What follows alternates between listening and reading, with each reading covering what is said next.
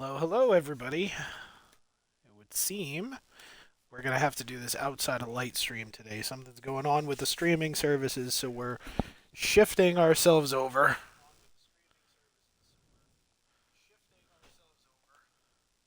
Yeah.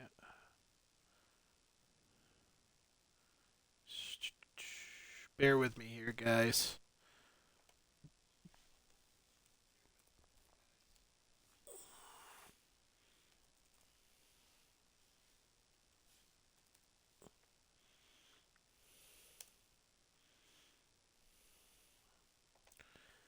Yeah. So something is going on with Lightstream. It's not letting me stream the services through there, so we're doing a direct connect in, which means I'm live streaming right now in the menu, which normally this would be what I'm doing. I'm getting myself set up right now. Uh, let's see. Sorry about this, everybody. Okay. I need my stream manager up. I get to do things a little differently. That's one advantage at least. There we go. All right, we're going to do a quick check. Downloadable content here. Latest, okay. Sometimes they do a stealth drop on Saturday. I like to take a look at everything here. So alerts are going to be offline today. Don't mind that. But I do have chat windows up. I do have video running through a couple of different sources today. So that's a good thing. If you want to get a look at these, you can pause these and kind of see what I'm running. You can see all the stuff. There's a considerable amount of John Deere mods in here. But I wanted to put this up. I wanted people to kind of see what I've got going on for mods here. If you have questions about anything specific, let me know, of course. I'm more than happy to kind of go over and let people know what I'm running or something that necessarily you want to see. And that's another thing. If you want to see a specific mod in motion and you want to work with something, let me know if there's anything. I would be more than happy to go through and actually just simply just to play it as is. If you're interested, I have a couple other maps that I'm working on getting set up. It's kind of indifferent, so obviously we're doing Frankenmuth today. We'll be continuing the silage harvest there and kind of moving from there. Good stuff coming down the pipeline. You can see a lot of Kloss tractors. I'm actually working on a farm that's strictly based with Kloss. You can see some maps pop up on occasion. Those are maps that I'm trying out, not necessarily going to continue with. But on this Saturday afternoon, have time to myself. I figured I'd go ahead and stream. So let's get into career here. I always just unselect and then reselect all my mods. It just helps in case I've downloaded something that I haven't had a chance to really get into yet. And normally, while this is going on, this is the last 5 minutes. I'm getting myself set for a stream. So you're getting to see like every step that I take to get into that stream. And, normally if I don't get a chance to stream through Lightstream, for whatever reason, it's just not working. So when I don't have the opportunity to do things through Lightstream, I will simply go ahead and start up my normal direct stream into Twitch. Now Twitch captures everything for me, and because I'm linked in with Amazon Prime, I get my videos up for 60 days versus the 30 days. At the end of today, where my computer's already open and I've got the stream manager and my content menus up, I will go ahead and I will get these uploaded to you.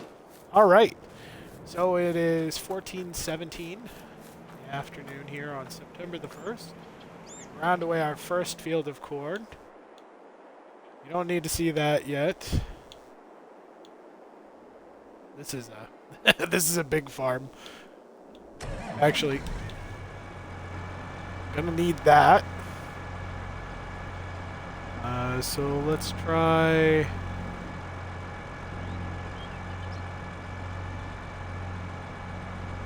Oh god. Okay, so the trailer's still hooked to the pickup truck. Go ahead and unhook it. Now, based off of what I'm seeing over there, that means that my forage harvester is here. These are always the joy of doing these correct. So I'm just kind of streaming today. This will be the last part of the silage harvest that I actually put into being on the stream itself. Hopefully by the next time we get a stream in. You know, it seems like I'm getting them in every 5 days or so, which I do apologize. I have been wanting to do much larger or much more often with my streams. You know, and a couple smaller ones. I'm like I said, I'm reviewing a few maps that have been in the mod hub for a little bit now, and I'm trying to figure out where I'm going to take the next few steps. Obviously, this farm is going to continue to function as a farm, and you know, we're going to add a couple more industries in here just to stay busy. But I am kind of interested. I mean, does somebody want to see survival roleplay? Do you guys want to see a roleplay series with a fully built farm? Do you want to see classics? There are plenty of mods now that allow us to have, well, tractors that would be considered classic, and for a lot of people in the generation that we currently have, it would be very easy to consider things classic. I mean, this tractor right here is almost a classic already. But there's definitely plenty of mods to pick from. And so we're gonna go through and we're gonna do our harvest today. So here we are back with corn silage. This is a very important part. Now, the amount of corn silage we make here versus the consumption of all the different cows that we have is really gonna kind of dictate where we go with this map next. I may go for a biogas plant, in which case we're doing a bit with that. I may go on the other end of doing something along the lines of just raising more cattle. I don't really know yet. And that's the problem, is right now I'm on the fence. There are a few maps, like I said, that I'm testing out. There are a few brands that I've been working with testing out. Obviously, I'm a massive John Deere fan.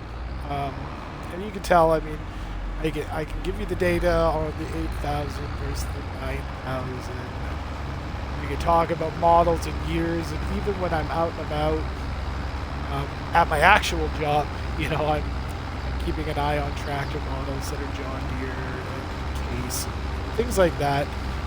I am a nut in general for farming, but John Deere stuff, it almost seems excessive. Now, I don't know if my yield mapping is giving me such poor yields because of the soil that the corn's planted in, or whether it's because of the time in which I'm taking to chop this. Chopping may have a negative effect, I don't know. This is actually the first time that I've legitimately chopped any sort of harvest with precision farming.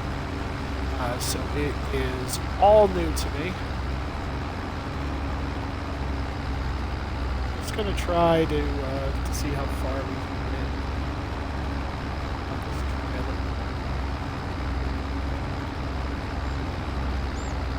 Catching up on my favorite farming YouTube channels. The only one I haven't caught up on, and that's because I probably have about 4 or 5 months of videos, is Millennial Farmer. If you guys watch Millennial Farmer, he's pretty awesome. Definitely check him out if you get the chance. Zach Johnson out of Minnesota. I get a big arables farm there. He does corn and soybean. It is absolutely fantastic. Absolutely fantastic. If you get the chance, check it out. See, my hay is growing in quite nicely at this point. My hayfield is back up. If we get the chance, we'll probably harvest it through October. And then we'll start the process. Honestly, I'd like to do it the last day of September, but we'll kind of see where I am on time. In my last stream we were talking about kind of toxic relationships in games. And obviously I talked a little about World of Warships Legends and how I had dropped that from my catalog of games that I play regularly. That is still the case as of, it's been like a week and a half away from it, and I'm still not playing the game anymore. It's just too much of a problem. It's too much of an issue. And I don't want to run into kind of a toxic world, a toxic community. And that's really what that community is becoming. So I've had a little more time to play Farm Sim. I've been kind of, like I said, messing around with some maps, taking some time, and really just trying to get to know equipment a little better. This John Deere kick that I'm on, this is kind of big, and I know it can be aggravating for some people. For some people, they're going to flock to this stuff all the time because they like John Deere equipment. And if you're one of those, then by all means, be enthusiastic, because I sure am. But I think Frankenmuth is going to be our deer farm, and I think for the other maps that I'm interested in, I think we're going to take a look at possibly branching out. I would like to do an Agco farm at some point. I know I didn't have much luck on it on here, and we've got a few early playthroughs where it didn't work out quite as intended. And so I do apologize for anybody who's kind of watching the series going like, where the hell did that Challenger tractor go?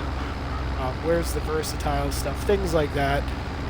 It just didn't work for what I'm doing on this farm. I'm gonna research and test a few things a little harder. Like I said, I have a Quas themed farm that I'm kind of juggling some ideas around, and I'm working towards that. That would probably be like a Wednesday night stream where we're doing a few smaller projects or something like that. I'm not gonna role play anything for a while. Tales from the Root Cellar, I'd like to reboot that just on a different map at some point. But for now, what we're going to do here is we're just going to grind up corn, we're going to talk, we're going to have fun with farming. So, I rarely ever get a Saturday evening like this. I know typically I stream later in the night on Saturday if I'm going to stream. My last stream I really enjoyed. So I'm going to try to keep it as real as possible. Okay, let's see. So the weeds are growing. That's obvious. Getting a need plowing thing from time to time. The growth here, this is good. I don't know why. It's got to be because we're grinding the corn. That's the only explanation I can take, is precision farming is giving me hell because we're grinding the corn. So it's not necessarily getting the yield it would.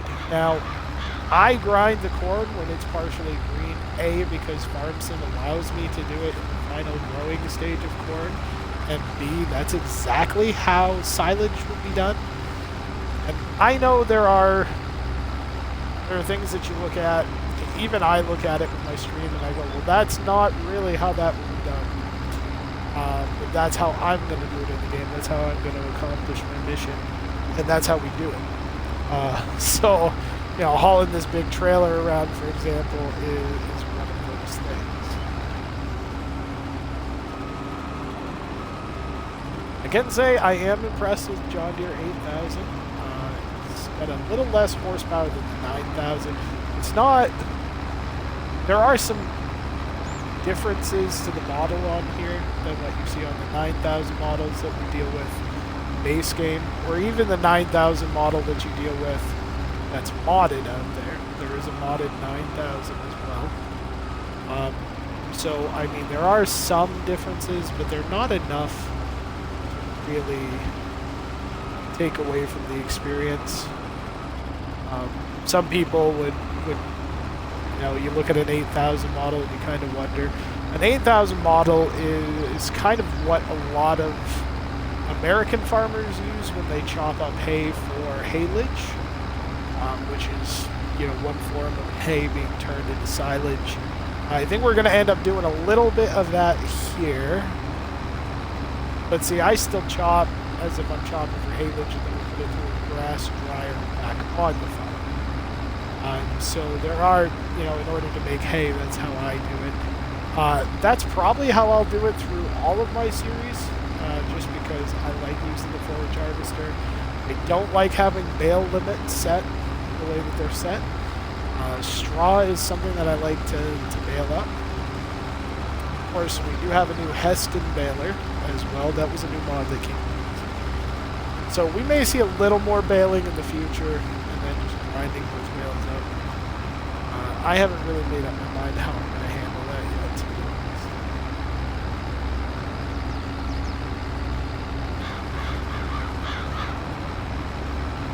80,000 already through this field. Got a couple of rather large fields, so we're going to see how long the stream goes today.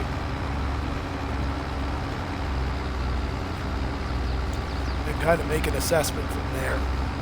Obviously, I want to get you guys away from Frankenmuth for a while. Frankenmuth is the map that I like to play around with the most because it's got my John Deere. So far, atmospherically speaking, Frankenmuth I think captures a lot of aspects. I'm trying stuff out on the old stream farm. The problem that I'm running into, and it's something that's kind of split down the middle with the community, and I've been wrestling with it. And if anybody has any opinions on it and they do want to share it, if you see this video or you watch the stream, you're more than welcome to share opinions. Just keep them appropriate and civil. If you have a problem with the way I'm doing things, tell me in a manner that's not disrespectful. I know this is the internet and a lot of people kind of let respect go out the window, but I'm not going to tolerate it. So the thing I've been kind of wrestling with is how to handle this. So this game takes up a lot of hours of time, whether you're streaming it or whether you're just simply playing. And I play on console and I work easy 40 hours a week. You know, I use up a lot of my time. I'll spend a decent amount of spare time playing, but I do spend a lot of time working as well.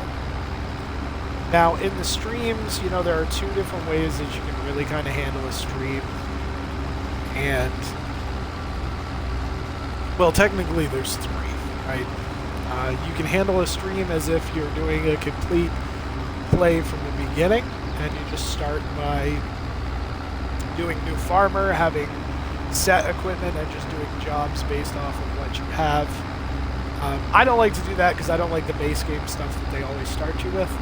Yeah, modded maps do sometimes have modified lists of starting equipment, but a lot of them also don't have modified. So, you know, one of the things that aggravates me, for example, is having a John Deere tractor on an American map that has, German writing all over it. You know, German labels and writing and European designing. You know, it's not what we was meant to do. You know, they were supposed to do things a little regionally. I thought that's what they were doing with the models.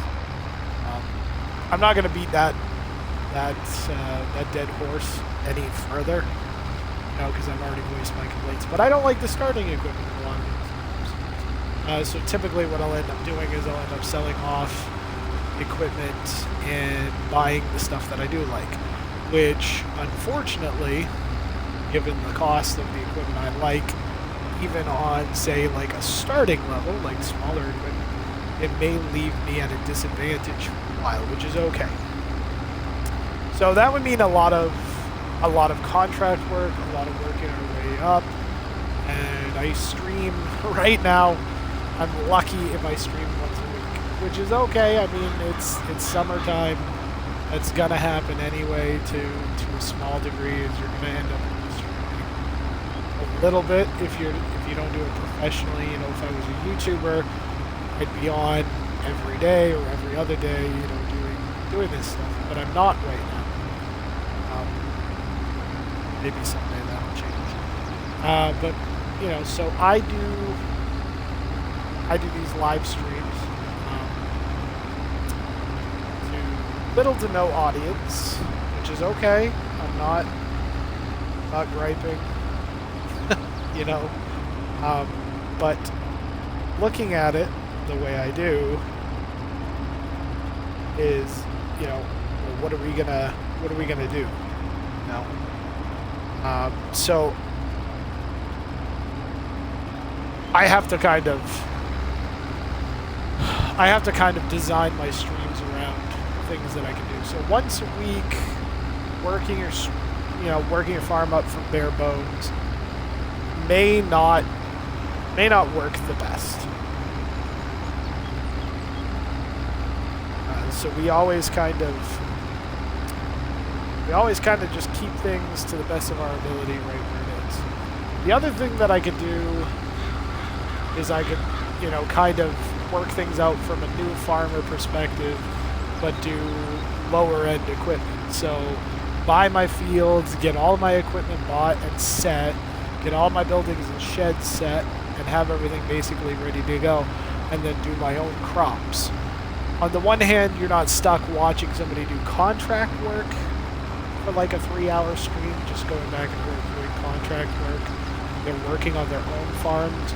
But on the other hand, seasons is a real pain in the butt now because it starts you literally in August. You know, you don't have a chance to take advantage of spring work to do things like plant the corn or anything like that. So when you start, you're not starting and plowing and prepping fields for, you know, the spring planting season. You're just like immediately in the middle of harvest season.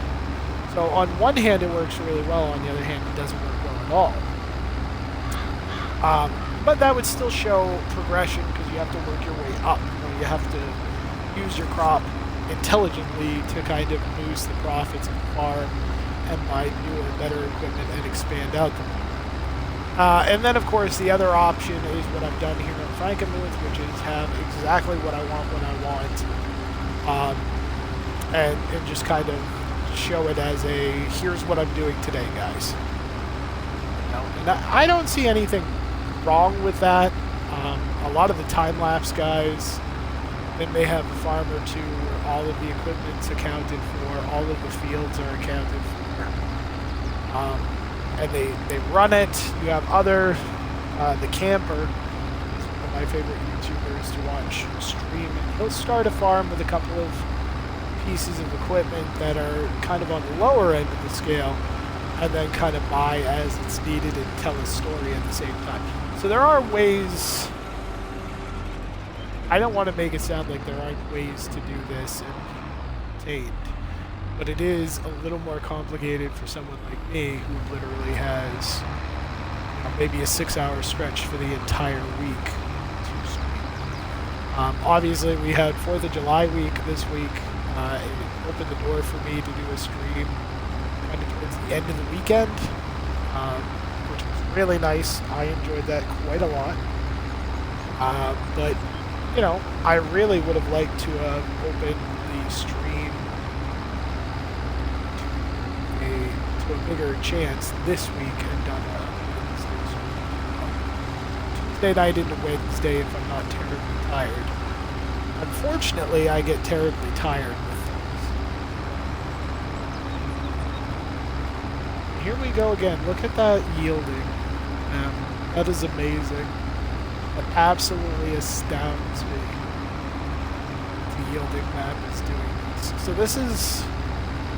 I haven't tested this on any other map with grinding, but in Frankenmuth here, what's happening with my fields... I'm going to see if I can't I shut off the harvester for a second. Let me pull open precision farming here. I want to pull over the precision screen and go over to my yield. So this is the yield data for the cornfields here. You can see some oranges and reds mixing over.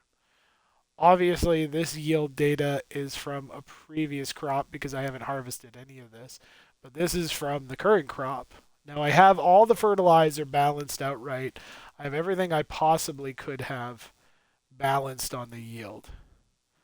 And I am all over the place. The grass field, that's more consistent. This hay field here, this was plowed up. I planted hay directly into it. It's been consistently in the 85% to 90 percentile range as far as yield. But God, even like the wheat fields. The wheat fields are giving me bands of yield. Based off of what I can tell as being the soil maps, because you can see where there's a high concentration in the seed, because this is the seed rate. So the low variables that we have there are giving us the higher yields because it's easier for that type to grow in. The standard ones are giving us a light green. And then, of course, in the areas where you had to have a high rate of seed planting, you're seeing the lowest yields. So that's actually working as intended. I like that. I'm not sure I like these bands. Like, I do not understand like what is going on with this. This dumbs-founds me. learning the processes with the new precision farming has been interesting, because if you look at the new precision farming compared to the old one, obviously there's some environmental scores going on there. Environmental scores actually impact a small amount of bonus money that you get. Now, if you play with precision farming on and you have periodic plowing on, if you've been nervous, by the way, about plowing fields and losing some of that score, don't worry about it. It actually reads that the soil needs to be turned over, and it won't actually it won't be a detriment on your score. I thought it was going to be, but I decided to experiment with it here on Frankenmuth. It ended up turning out very well.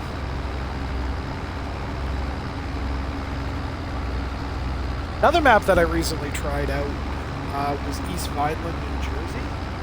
That is an interesting map. There are some variables in that I find very interesting. There is a map, I think it's called South Saskatchewan. It's a Canadian map that we're going to be getting.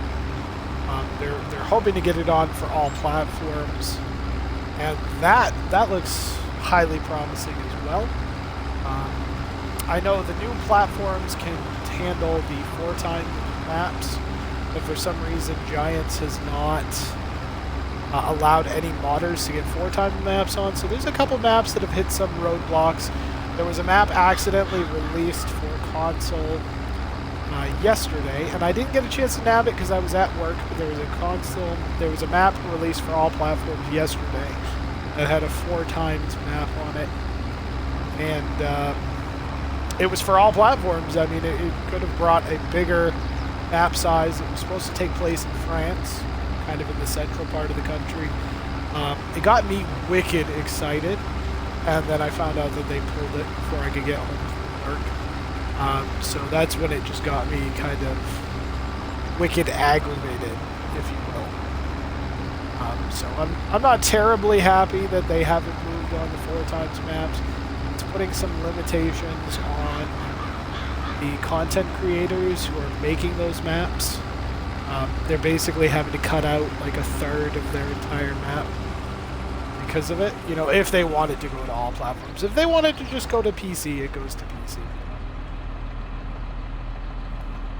But it was a point. It has been, unfortunately, point of great frustration. Because I want to see the bigger maps. I want to have maps where massive... Let's go this way. When you know you have too many pieces of equipment, this is what happens. I just want to be very... Ooh, excuse me. Very clear about that.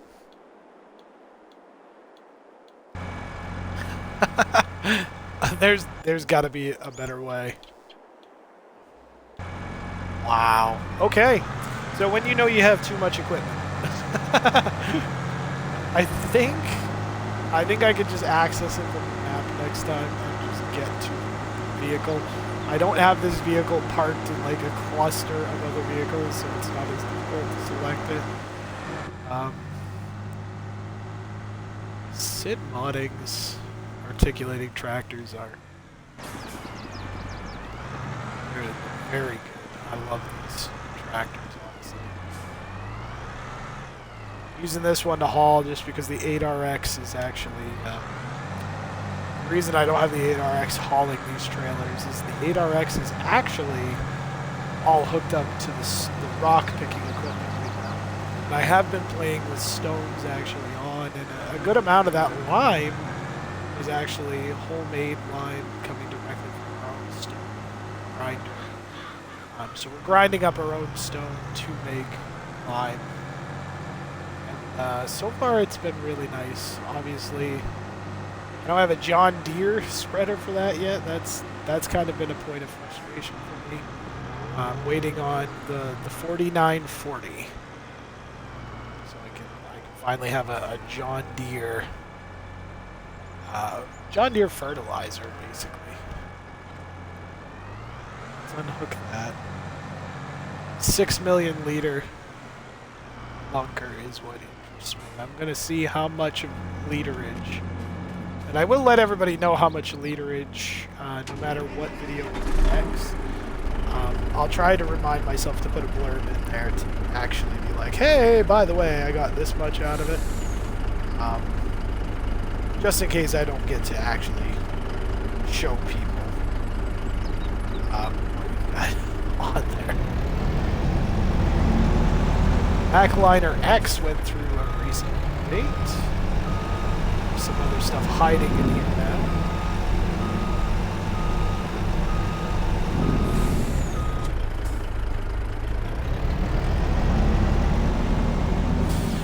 So we're trying out this massive bunker. I don't think I've ever had a bunker at 6 million liter capacity.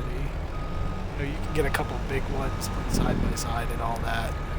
There are some great modders that do some ridiculous mods over there. I know there's a drive-over. There's a drive-over bunker that I haven't tried yet, where the bars come across. They're like tucked in the side wall. I'm gonna get this off.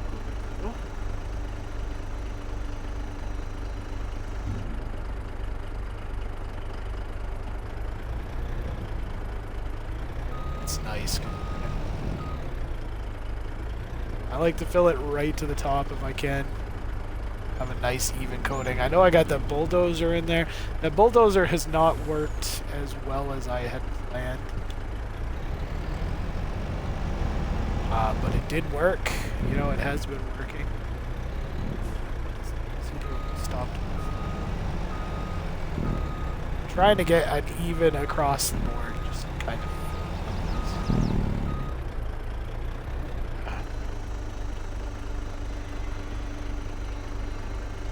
Of course, this tipper trailer, as fantastic as it's always been, has also always been a little temperamental when offloading. Anybody who's used it can understand. 82 Studios, as far as I'm concerned, as far as modders go, he is definitely a big dog of modders. You know, he made some of the best trucks that I have. He made some of the best trailers that we use. I mean, he made this Mack truck, you know, which is just basically a modified Super, with a bunch of extra touches on it, design touches. So, as far as mods go, he is one of the kings out there, but even with everything that he does, you can still run into interesting things like that. That trailer will get the bottom part of the door. The back will get caught on chaff and things like that. You see it wiggle around and like threaten to basically go airborne. And it's like, oh my god, we're gonna die. But it feels like you're gonna get launched into space with it. It really does.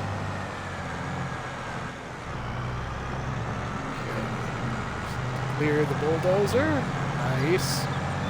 Yeah, I do have a bulldozer for that. I haven't tried to really use the blade to shift stuff around because it's just such a big bunk. I haven't had anything spilling out yet. And I'm not used to that. Even with bigger bunkers, I normally have to worry about the contents kind of shifting out of the front to the back, or both, depending on how you offload the horn chaff.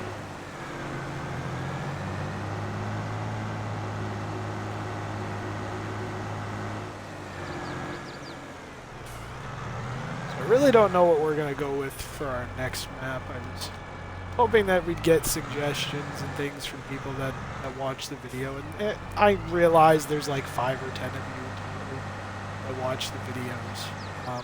But any suggestions you have, please let me know. I'm very interested in hearing suggestions. And there's just so much with Farm Sim right now as it stands that there's really no way I can continue to do things just like as is.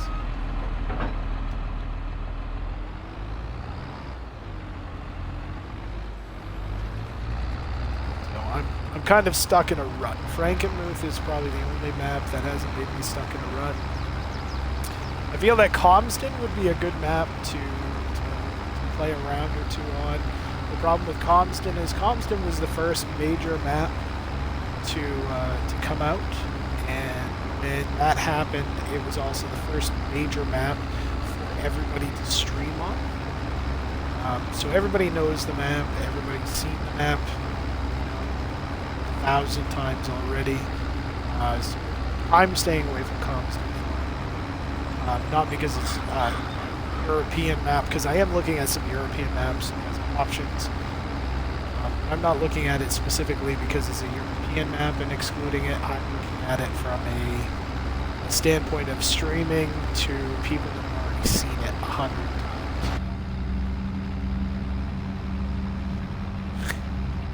I love first-person camera, I really do, but I hate trying to harvest with it. I can never get a good reference point to the corn stalks. I always miss it.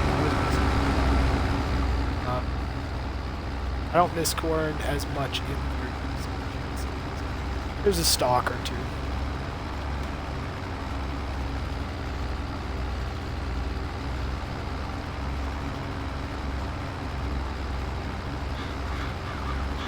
The John Deere 8000 is very good at grinding up this corn.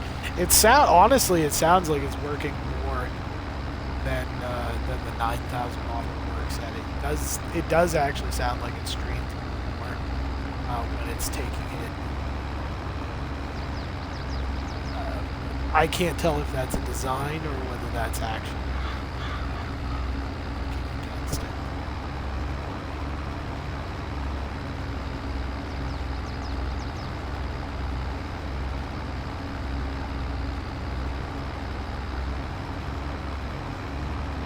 And I don't know, we're raising beef cows now as well as the regular dairy cattle.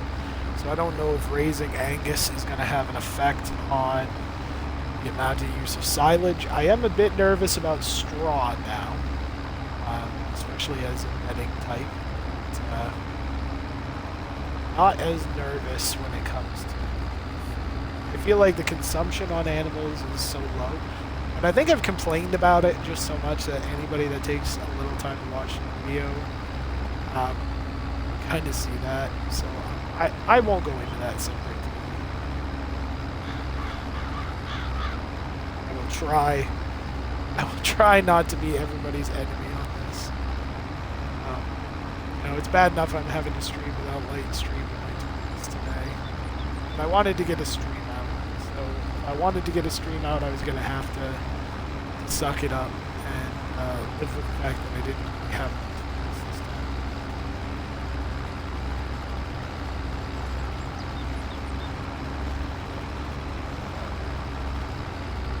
I am using the stock crusher mod as well. So we are actually coming through, harvesting the corn, and we are actually mulching the ground at the same time. That is something that I use.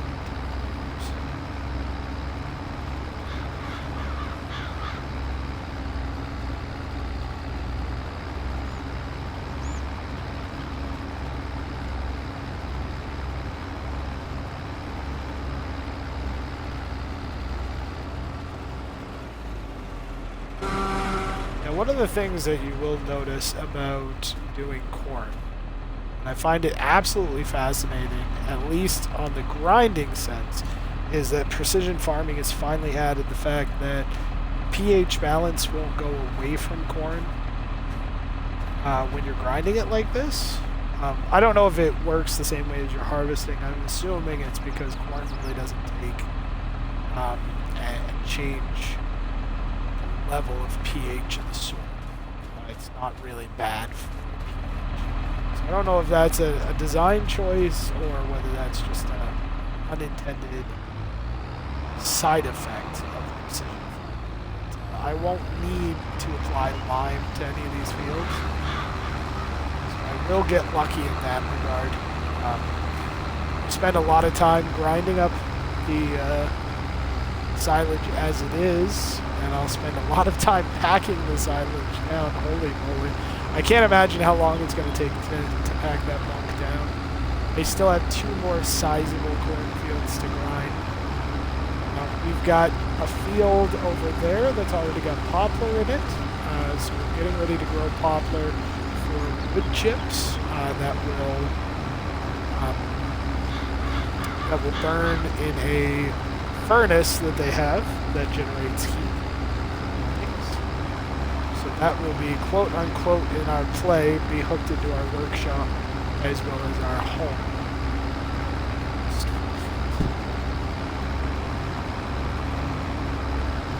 Farm itself, I think, is going to get a shop facelift anyway. Kind of seems like there is more than enough room for some things.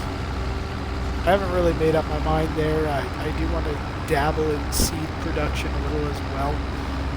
The AGI pack, it's been really cool to see some of the stuff that is available. Try our hand at a few different things.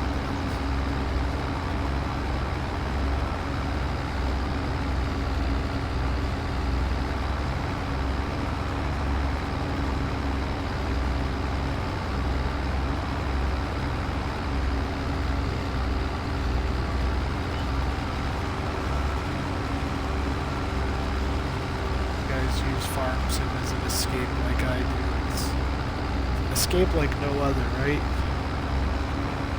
It's kind of there. The advantage I have here is now, like I said, I only intended to do 2 parts to this silage kind of production. So after today's stream, we will, even if we come back to Frankenmuth, like under the scenario of harvesting.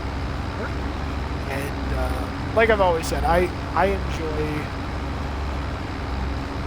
grinding corn and hay and using forage harvester more than any other piece of equipment. But it's not gonna be what we stream after tonight. I mean, you can see we're down to $20,000. The unique thing about this is yes, I have. Obviously, I've done the government subsidy mod, to get fields and equipment. But the other thing is, at a very strict point, it was always my intention to back away from that mod. That mod's great when you want to get somewhere fast, and with Frankenmuth, I wanted to get somewhere where I could honestly be like, yeah, I'm producing food. I've got enough here for the cattle. I've got enough space for the buildings. I can set up my yard. I don't have to worry about that. But I wanted to make sure at one point or another, Frankenmuth would become a very self-sufficient farm. Obviously, they recently added in, and I don't know if I'm going to dabble in it on this map, honestly. I like to dabble in a lot of the higher-end stuff that you can see on dairy farms. But they do have biodiesel production as an option now. I don't really know if I'm going to mess with that or not in this map. You know, that's a scenario that may require a lot more work. It may require a lot more crop fields than I want to dabble in just yet. You know, there's only so many hours in the day. If we start absorbing more fields than what we already have, I may actually have to go to, you know, I may have to go to a scenario where I'm extending out the amount of days per month. You know, there's an option to go to a full 28, and if you have like, you know, 20, 30 fields in your on your property for farming, then you may need all that time. But we're gonna crawl out of the $20,000. Actually, the best thing to do is to take a look at this. $20,000. We currently have 65 grand tied up in loans. So what happened is when it became evident that I could start being self-sufficient, I shut off everything I could. You know, and government subsidy is something that I use for like the first day that anything's in operation, just to give myself enough money to get exactly everything that I really want. It doesn't normally require more than a day. That's the one thing that grinds my gears about, you know, being in August, is you have to utilize the time that you have for that day when you spawn in. You have to utilize the first 4 hours of the in-game day, basically just getting equipment. And then, of course, it's a good 6 hours, I would say, to get everything built and set up if you're being really intense about it.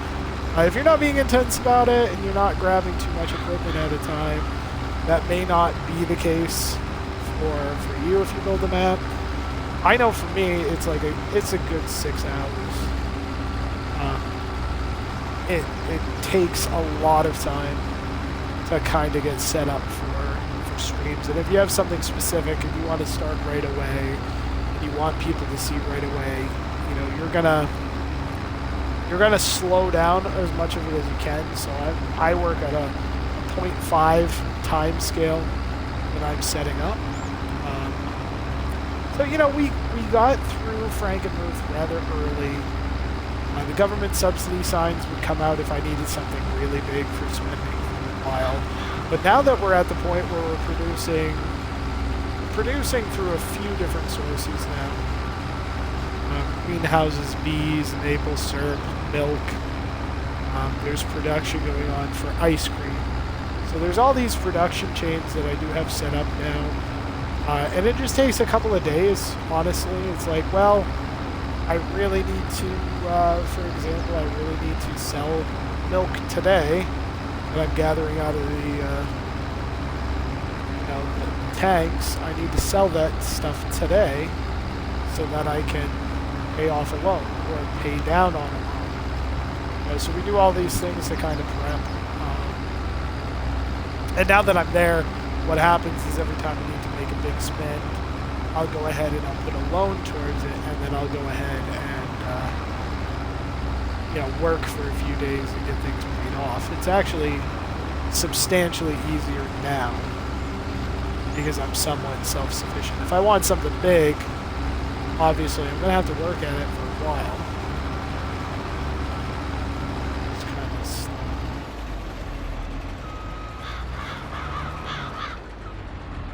What we're actually going to do is we're going to drive this. Hey, I love losing shaft now. I'm actually going to drive this over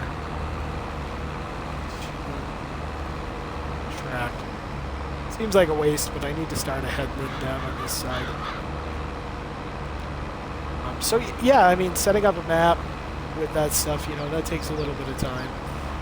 Normally, I'll put on some music, like some jazz, some pop, some classic rock. Depending on what I'm in the mood for, I can pop it in.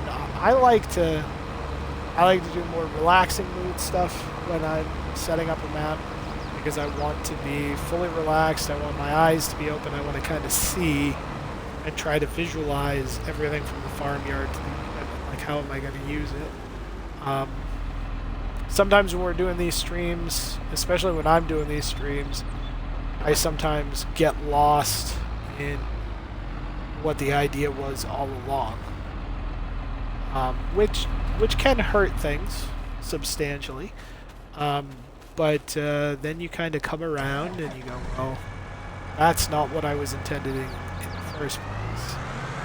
I need to kind of get my stuff together and move towards something else.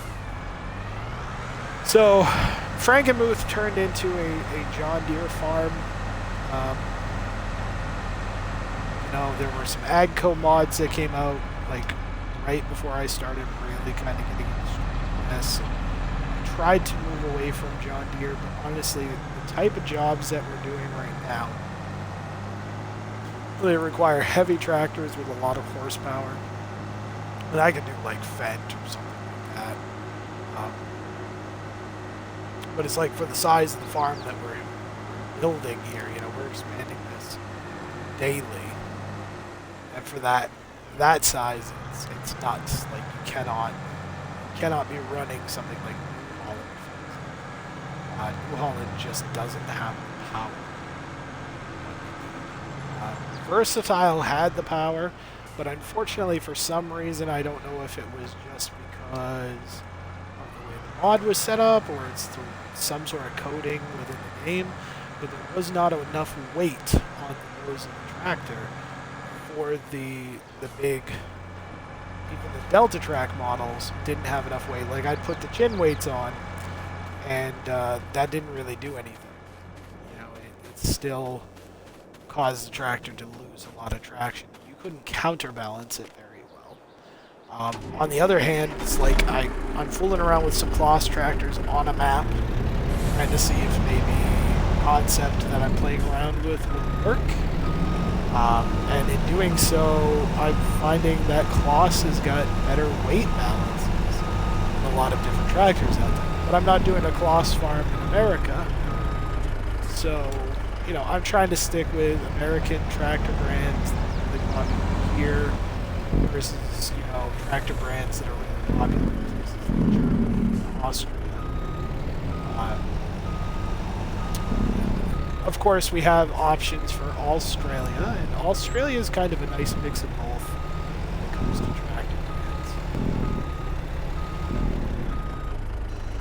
So we are rapidly approaching 2 million wide here.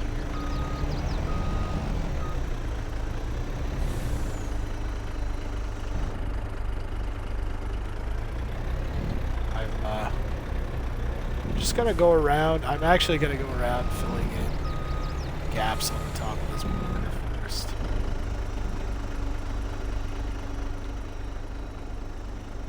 It's kind of my first job for the day.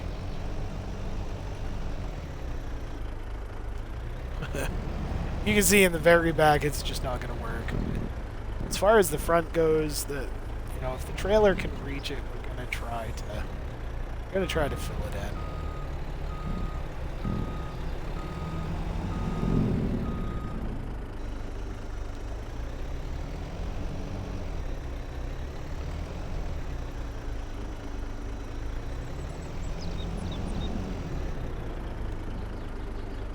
This is where we're going to get stuck a little.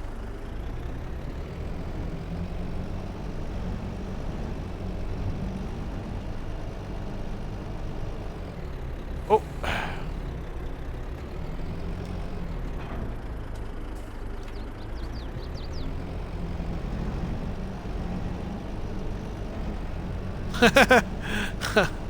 Well, ladies and gentlemen, this is This is a pickle.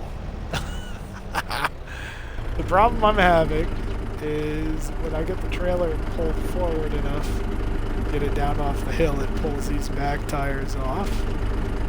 So let's go ahead and just detach the trailer. This is an easy enough fix. I don't like to do this, but this is an easy enough fix. Where's my... There it is.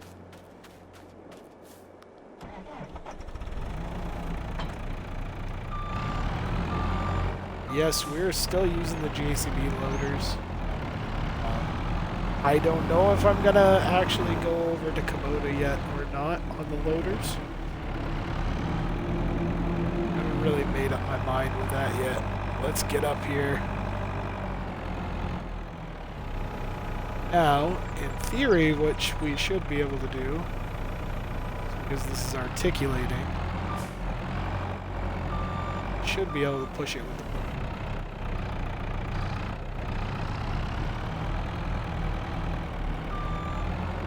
stuck in there, huh?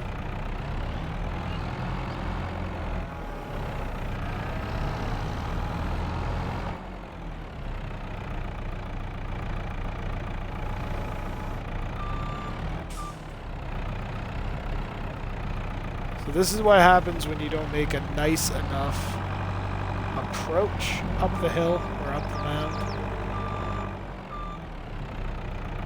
But it's at least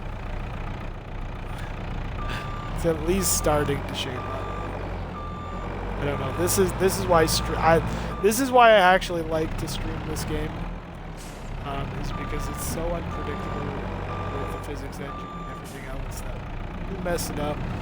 It keeps you kind of humble. Not gonna lie. I love my silage harvest. Don't get me wrong. But I also don't mind being humble about what's going on.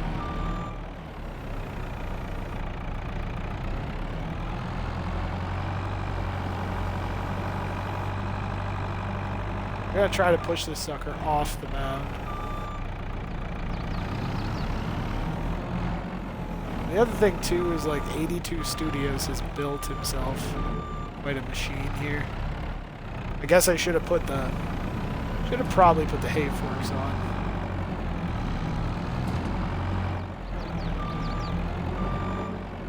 I feel like I'm getting it back into the same area I was already in.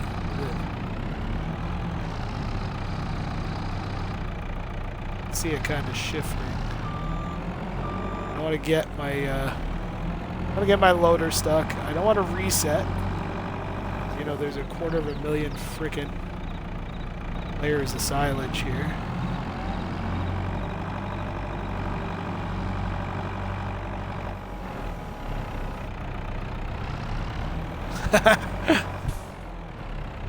That looks considerably better. I don't know if that's gonna be enough.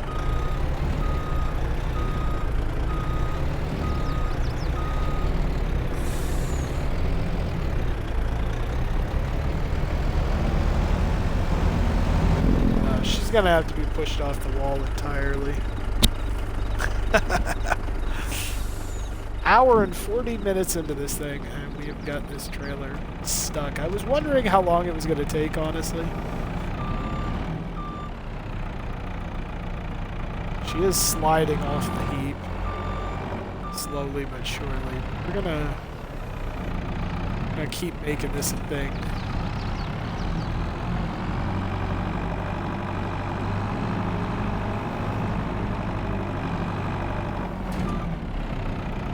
This is why the JCB loaders need to be given more credit too. I don't like the articulation in the center when I'm trying to load pallets and things like that, but for those kinds of jobs right there, you literally could not ask for a better machine. That was a pickle and a half right there. Okay, I guess I'll just kind of even it out with the bulldozer when I get done. Porting it into the bunk.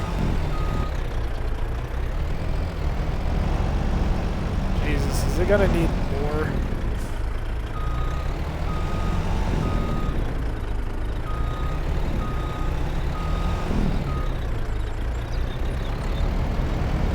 When it rains, it pours with this stuff. Farm Sim is never... Like, in YouTube videos and things like that, you can cut this. It's kind of crud. Be like, okay, now it's fixed. I'm good.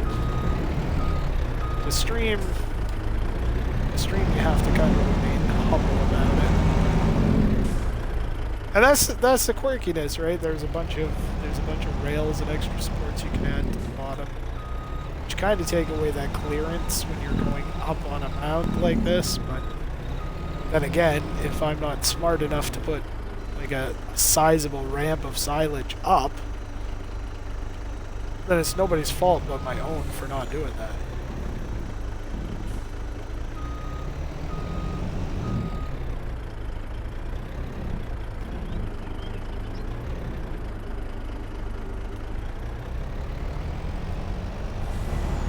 Or at least going to try to make the portions that jut out as even as possible. I know it's like, where's the forage harvester, or you're just stuck in a bunk with 2 million liters of chaff.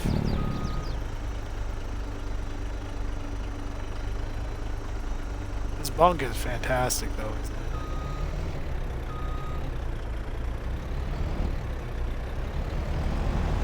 it? 14% compacted. I think I might actually spring and buy one of those forage packers.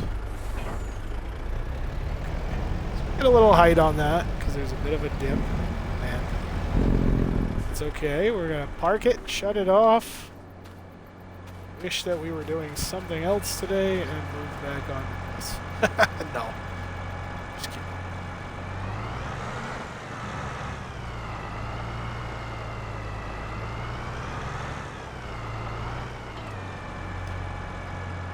All right. Well, we are hooked in. We are heading back to the cornfield.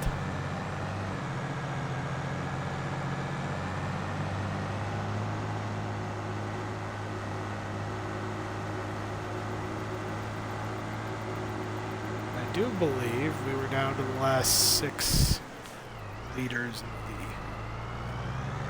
the silage additive too, so I'll have to look at that.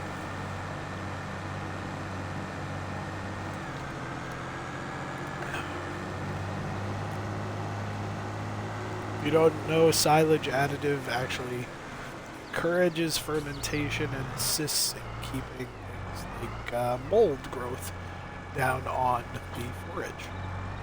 So you don't actually lose as much when you're feeding it to them. Mold growth is actually an issue. Don't know how farmers ever got by without the additive.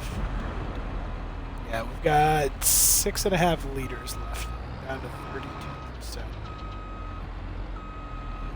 I don't want to get the additive out yet. It's like I really don't want to cause a stir and get the fuel redone yet.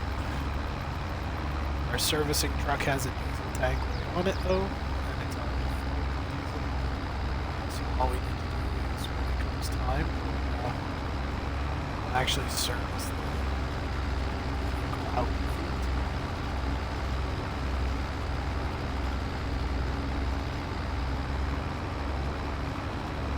As you can see, this thing chomps down on corn just as easy as anything else.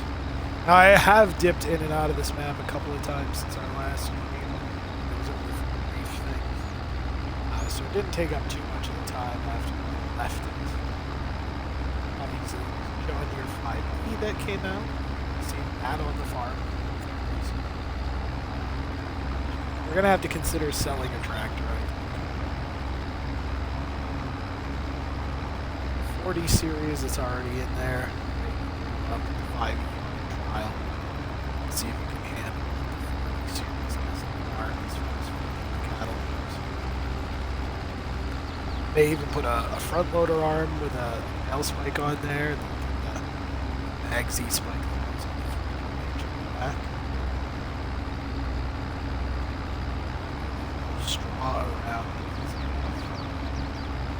haven't really made up my mind. I mean, with the addition of Heston males, it almost seems those males are. And yes, we did buy one for this farm here. I think we might have some of that work on stream. I may have also not done it on stream. Because we have something like 105 hours on this map. It's not like we don't have time on it. I can't say we have time on it quite like people have time on, say, like Skyrim. But we do have a lot of time on Farm Sim. There have been quite a few maps that save games have been deleted because I just lost interest in them rather quickly. The map has to feel right for the game to feel right. And Frankenmuth has only just, it's really kind of scratched the itch that I had as far as the map goes. There's some large portions, there's some smaller portions. I know people will probably say, well, what about Canada for an option as well? It's like, I tried Bloomfield out. I like the way that the land kind of oscillates and moves, and you have these dips, and you have these wonderful hills and everything like that. And I love the way the mod creator, or the map creator on that map, made everything so that you can change. This is suspicious. Hey, look at that magical corn. Might only be a couple liters, but that's something that the mulcher head helps with when it's mulching. And I have taken a look at that map. I am actually interested in that map, depending on what happens with the South Saskatchewan map. Like I said, they're trying to push that for all platforms, and they're in the middle of creating that one. There are some interesting mods coming out separate from the actual map that are part of the map. The map creator is just, just fantastic. So there's some possibility for some role in. So I don't want to downplay that map. And I really don't want to downplay. I don't want to downplay this map either, because this map's been fantastic. This map's been fantastic for what it's done. I enjoy playing on this one quite a lot. I've been to Michigan a few times. I've been all over the Midwest quite a lot. There are a few states that I've missed. Midwest, I've hit quite a few.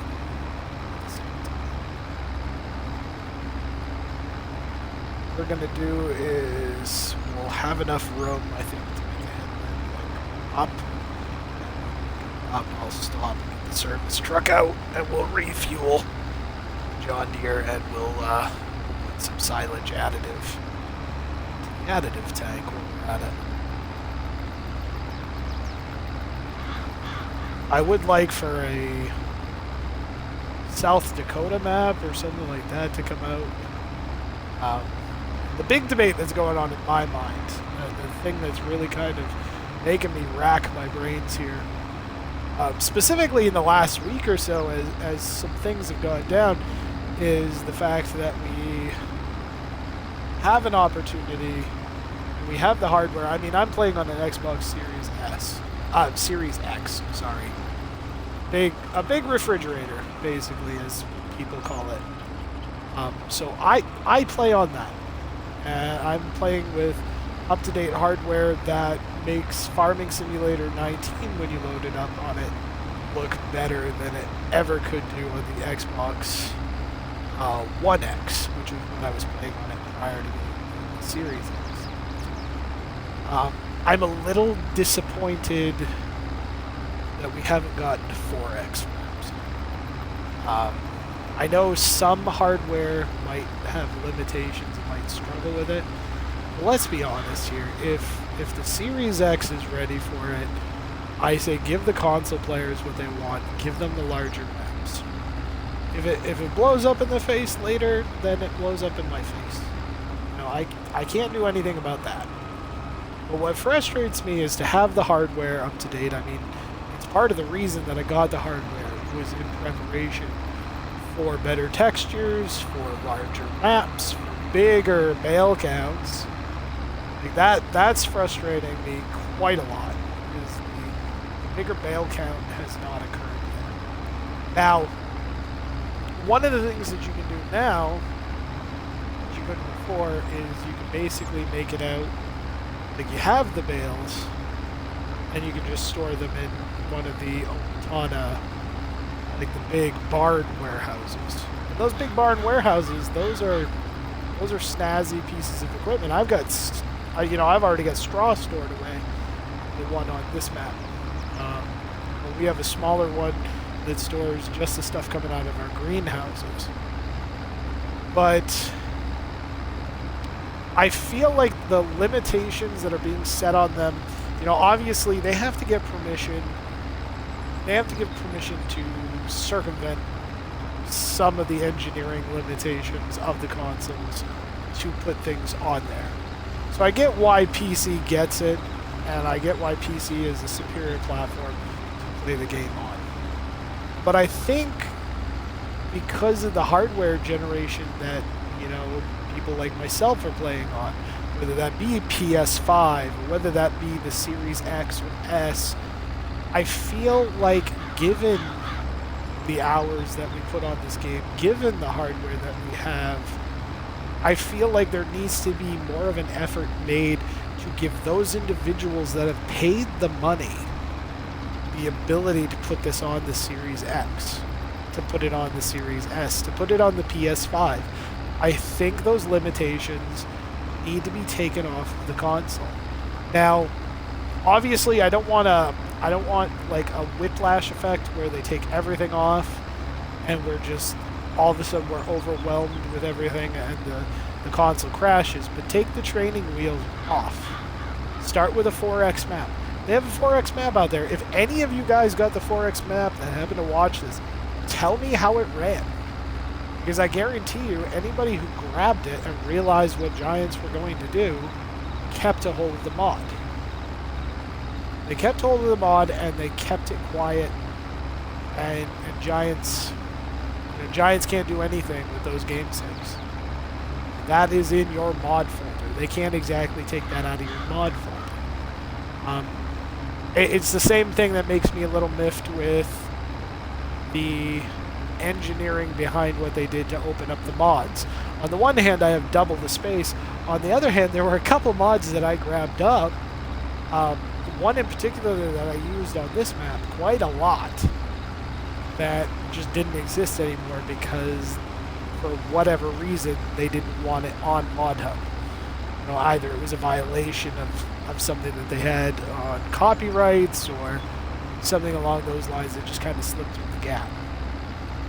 So I'm referring, of course, to the snow machine, which Frankenmuth, I'm going to stream for a day on Frankenmuth in the dead of winter so that everybody can see what that's like. Because that is, I think I spent a lot more time than I thought I was going to just clearing snow. And that kind of surprised me on that as well.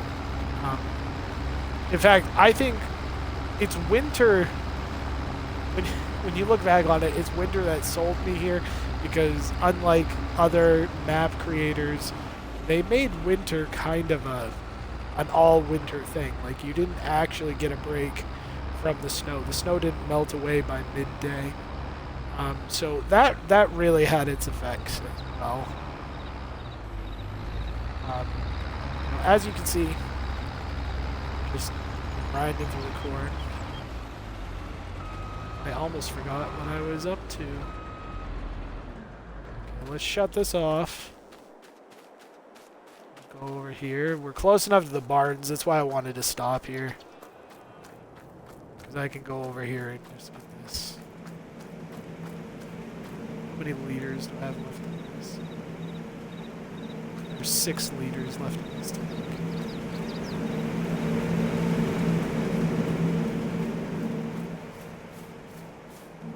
And Daco, if you weren't here for the first stream, I drove by that. Alright. go get one more silage additive tank. You may have trouble hearing me for a couple minutes. I have the game volume already turned way down.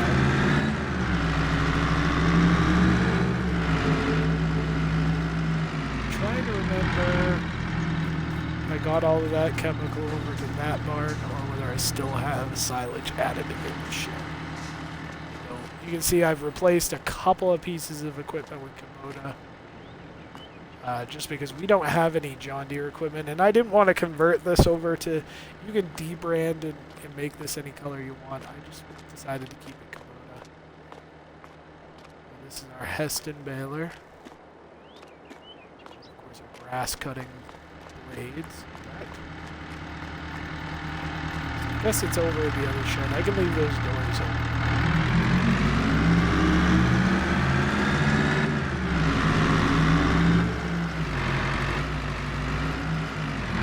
Trying to remember if I had gotten it all put away in here.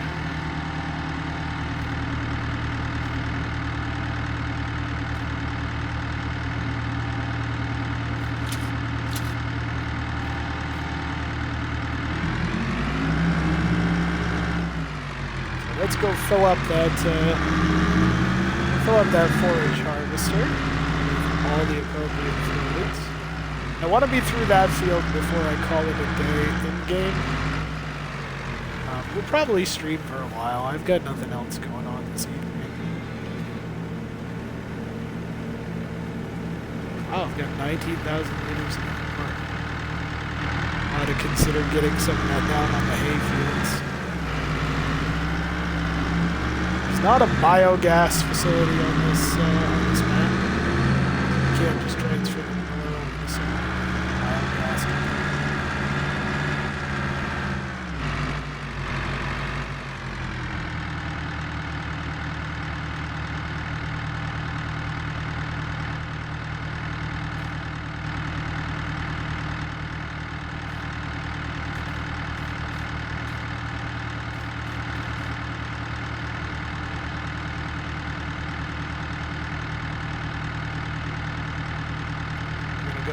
Ahead and refill the fuel first.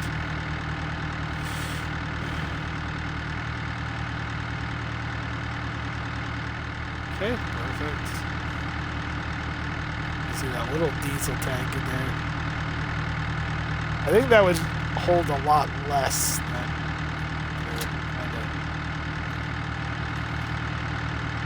they're kind of alluding to. Let's get rid of our 6th liter.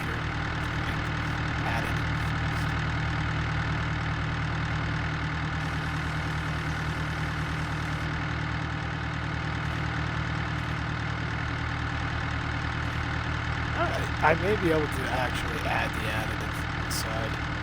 I'll be honest and say I haven't tried. It's technically the additive tank is on. Yep.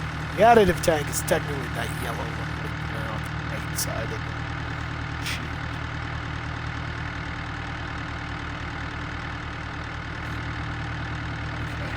Okay. Good.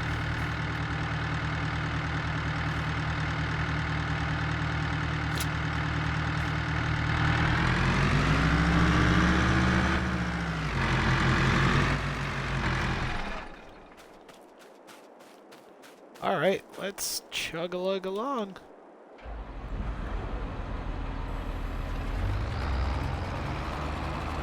I do. Frankenmuth is definitely an appropriate map for dairy farms in John Deere in my mind. Michigan dairy farming is a huge part of the Midwest, just like Wisconsin dairy farming, really.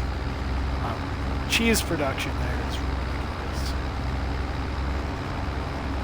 You know, that's the Midwest. You know, every Midwestern state is a little different environment and different considerations that you have to take. Michigan just happens to have good dairy farming. You know, the winters aren't necessarily as bitter there 100% of the time. I won't say they're not bitter, and I won't say they're not cold, because they are those, but I don't know, it just seemed like an appropriate map. So we'll get done what we can here. Like I said, I want to work through the evening until this field is done. Normally, dairy farmer had help working in other parts of the fields. This is what, on other parts of the farm, this is what the dairy farmer is doing. Maintenance is not looking too bad on the vehicle. So we'll just leave it as it is. Trailer is at 67% full. So we're nowhere near full enough to... there's a row over there. Let's take care of that row.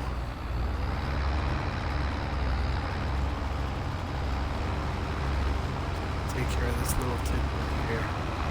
It'll make me feel better at the end of the day if this is gone. Stretch. I don't want to leave this huge row of it. And it's I mean, it's bad enough. We're gonna have to be plowing most of the early winter before snow sets in, and very early parts of spring. We'll have to do that as well. I was a little disappointed to see that they don't have the frozen ground meter like Seasons 19 had. I think modders need to look at modifications like that, because modifications like that can be done to these maps so that you can get more simulated play. But like I said, I've already gone over some subjects enough. I don't feel like going back to them.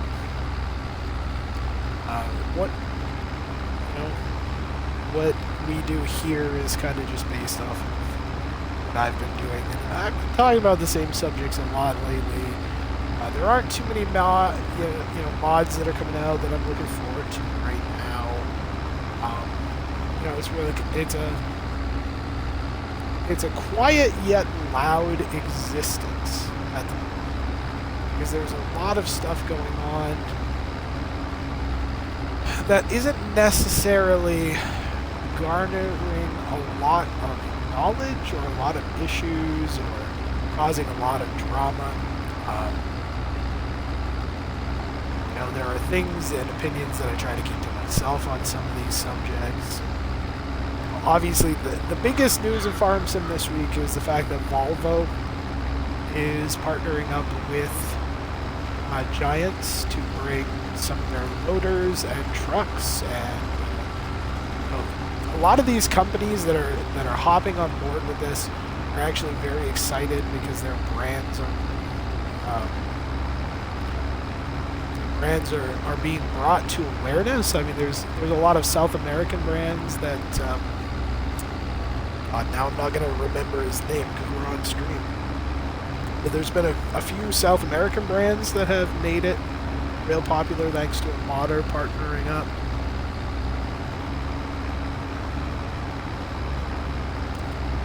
One of the more notable mods that I'm waiting on is the Honeybee headers, which is an actual brand of harvester header that custom modding is bringing out, and it'll pretty much replace, in my opinion, it's going to replace the other headers on the farm, because a lot of arable farms out there, and this goes for just about every arable farm out there. There are a lot of, I won't say every, but there are a lot of farms that deal with arable crops like soybeans, corn,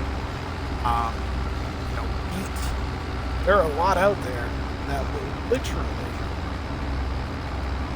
have harvesters, which are the typical brands, and then they'll have off-branded kind of harvester heads that match with them. There are some companies that just make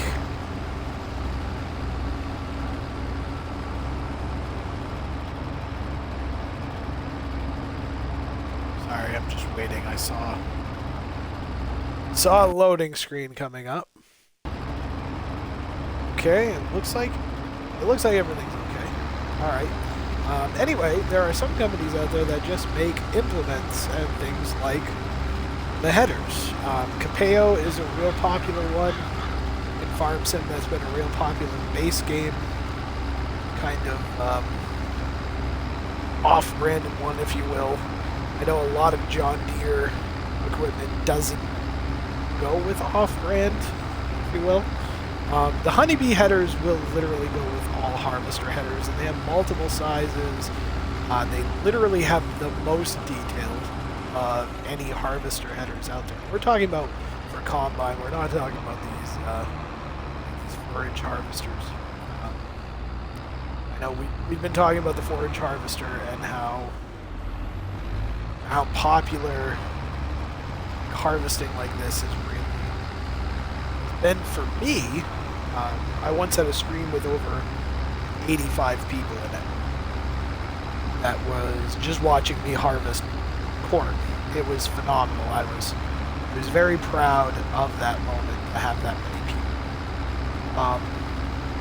But anyway, we have the honeybee header coming up, which is also going to come with the Prairie wind system, which is an air bar, and we've had plenty of air bars. I mean, that is something that we've actually had a lot of. Actually, there we go. Why am I not trying this by the map, guys? Guys, you're supposed to be helping me here. You're supposed to remind me I have the map. That I can literally go over here. Click on the vehicle and enter.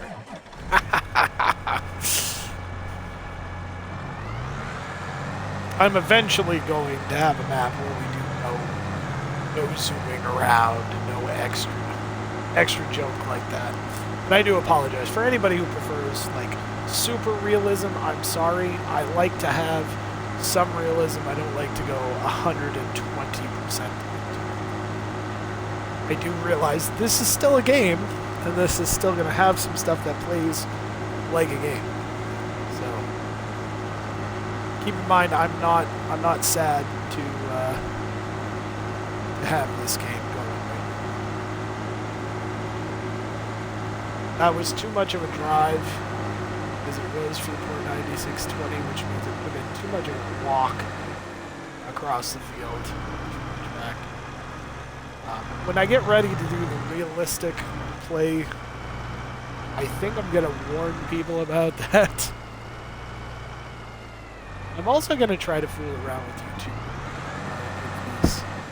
Get these kind of set into a playlist, I think.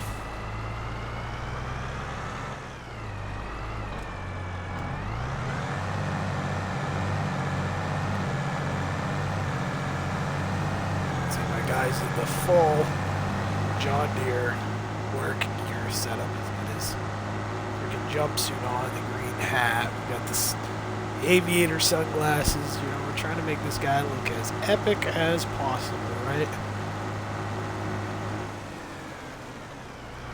It's actually time to get the lights on. I do like the 9620 lighting. A lot of spots that do not get missed with this tractor, and that's kind of important. So we'll at least be going into the evening a little bit here as we work to harvest. And there's a lot of ground in this particular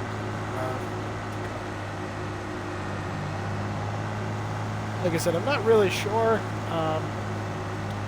Hay, I think we'll be doing off stream. People have seen enough of that to get a taste for it, but I think I'm going to go to Kubota next as well. We're going to actually graduate out of the stuff. Just so that I can run those ahead of time. See, the lights have come on the bunk. That's another real cool part of this bunker, is the fact that we actually have a full lighting network, so as your array loads through the nighttime lighting, it's going to be easily visible. I hate trying to fill up bunks or work in a farmyard. It's kind of there are portions of this farmyard that are pretty well lit. There are others that are not. It's just the way that it goes. Matter of fact, I'm gonna dive out of the truck real quick. We're gonna be in this area.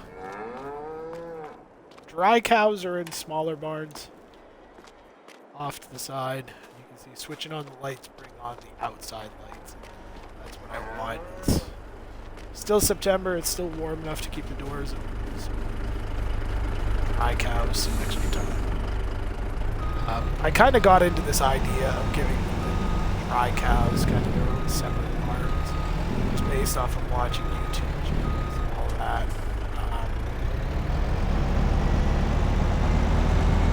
It's an odd thing. Depending on how you grew up as a kid, you could see different farming techniques. All sorts of different things that you can see.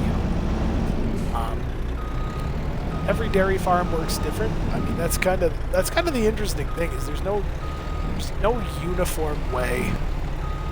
You know, farms all have similar standards and things that they have to follow. But when you see how a farm operates, you know, whether that be feeding, whether that be housing the cattle,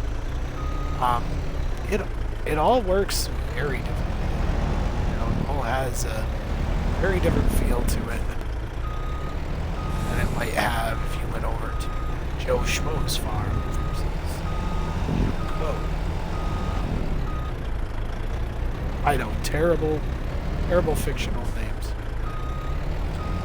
John Smith might run things different than Joe Schmo by a country mile, but it's always worked. You know, Britain is an excellent example of dairy farming, especially in the feeding department on that. Dairy farming that works a little different. I find commonly, and this goes for the entire country, and I think it's because it's readily available and the environment kind of serves the purpose, is the country readily feeds its beef, its dairy, its sheep stock, you know, all off of grassland. And you can see that, I mean, the YouTube channel Grassman follows, you know, farmers and stuff with grass. Haylage is more popular than, say, a ration mix. Whereas you come over to the Americas, you may get a guy that feeds his cows a majority of hay or say haylage, and then just something else. Then you might get a farm that does strictly hay, but it feeds a couple of scoops of grain to each cow at milking time. You know, and there's the way that each different cow manure smells will depend on the diet that's being fed to that cow as well. It's odd, I know, and it sounds terribly weird, but it's really kind of interesting. You can see we've breached the 2 million mark. Obviously, we're at 2,313,920 liters, which is cool. I would like to at least see half this bunk full. That would make me happy. I would also like to see like a lot of that food go down as the cattle get bigger and as they reproduce more. But honestly, we'll see. I'm not going to talk about I'm done talking about consumption. I'm sorry.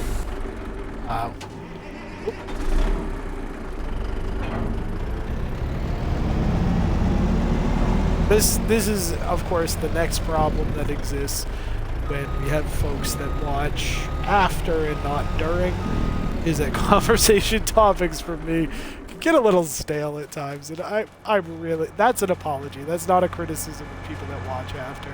For those of you that catch my videos after the streams, like religiously, just thank you very much. There's not many of you there right now, or at least not many that register on my on my information here, but it's still nice to see that. And of course, I don't have tools today. I have some limited tools directly provided by Twitch or my computer, for example, so I can monitor things like the chat and everything. But I don't really have, without Lightstream, I don't really have the tools today to kind of see who's watching or anything like that.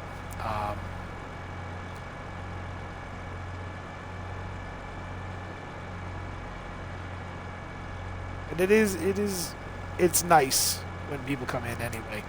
So that's not a criticism. Just keep in mind that, unfortunately, some of my conversation topics are going to be wicked stale, because they're the issues that matter the most to me. Obviously, if there's other people chatting, for example, Mama Duck, a streamer that I love to watch, her streams, you'll get conversations that go more into family and how everybody's doing on the home front. Which works for me just fine. Mama Duck never has to worry about that. But when I'm talking farm sim, the things that come up and the things that come out of my mouth are typically the issues that are bugging me the most. We've talked about the negativity towards modders. We've talked about the general outlook of farm sim in general. I've talked about animal consumption, and I'm not happy how the dairy cows, which should be consuming 3 times the amount of feed, are just not. And it's like you're not really sure if that's going to stop or not, because at some point I'm going to start hitting much larger numbers. I mean, let's be honest, if I keep going at this pace, I'm going to have to expand the farmyard and put in more just regular dairy barns.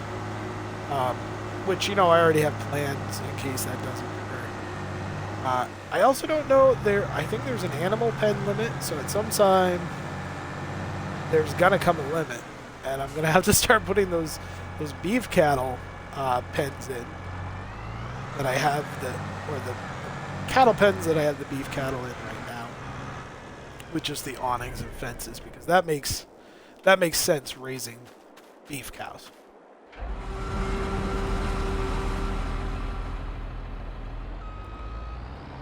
See, we've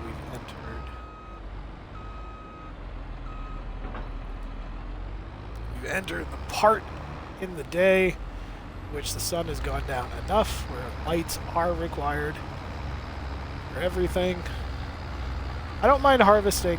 I don't mind working at night on this map too much. There's moonlight that comes out. A lot of the maps now have that. I think making it pitch black, I mean, yes, it does add to some realism, but it really puts a damper on people using night mode a lot. Even people that make YouTube videos, for example, will avoid night scenes because of how little you can see in the scene. I don't avoid that on stream if I'm in the middle of a harvest season like we are now. If it was winter time, obviously we do some chores around the yard, and we may fast forward through a day. That's why I don't typically do winter. On Frankenmuth, we are gonna have at least one day during winter where we kind of stream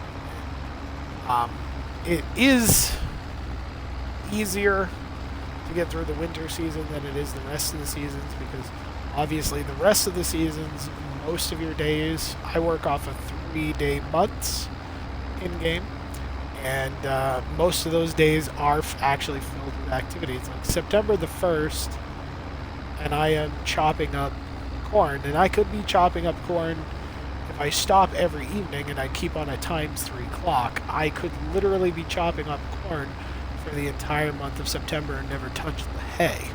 I would actually like on the 3rd day, representing the second half of the middle of the month, as well as the last half of the month itself, or the last portion of the month itself. I would like for that 3rd of the month to be filled with chopping the last bit of grass for hay. I was thinking I was going to do silage or haylage with it. I really don't think that's going to be the case. The bunker silo may actually go here. The problem I have is that standing silo right over there, the American flag on the side, has literally been fermenting the same 600,000 liters of corn since this time last year in game. So there's been a lot of hours, and there's been a lot of chance for it, and it's a really well designed mod. I love the fact that it's on and it's fermenting. It turns on the chute that's used to the material up the spout and into the silo. The problem is It's literally been running this whole time. It's a production line like any other silos, but it's been running this whole time, and it doesn't really allow us to move forward. So there has been thoughts of mine to delete it, but out of this something like 700,000 that I put in there, there's still 100,000 fermenting right now. Granted, I haven't checked that in a day, so it's probably down to like 50,000 or 75,000, but it doesn't ferment at a high enough cycle that it makes me feel comfortable. Now, it may just be that I'm impatient, but the last time I checked, when a farmer starts getting those filled, if he's near the edge of what he's got left for food, he's going to start throwing the cattle that food as soon as it's done fermenting, or as soon as it's in there and packed tight, because that feed can be fed right away, because it's just kind of it's an airtight seal. A lot of people don't realize that there's a lot of science behind those things. So there's a decent airtight seal on that, and they start feeding some of the hay out of it right away. They may wait on the corn a bit to let it brown and kind of ferment, but the process typically doesn't take that long to actually go through. So for me, that particular mod's a sore spot and kind of a debate in my overall movements on the map. So I really don't know where I'm going to expand. I've expanded on production quite a lot, and obviously we've got feed production for cattle is really important. A dairy farmer would normally spend their entire spring, summer, and fall months just putting together food to keep the cattle fed through the winter and spring. And that's really is not really a need on this game. So it's been hard to really kind of gauge it. If I was playing Farm Sim 19, all of this food would be getting eaten up rather quickly. Like, I would run out of food in that bunk by the time I filled that bunk again. So it's hard to imagine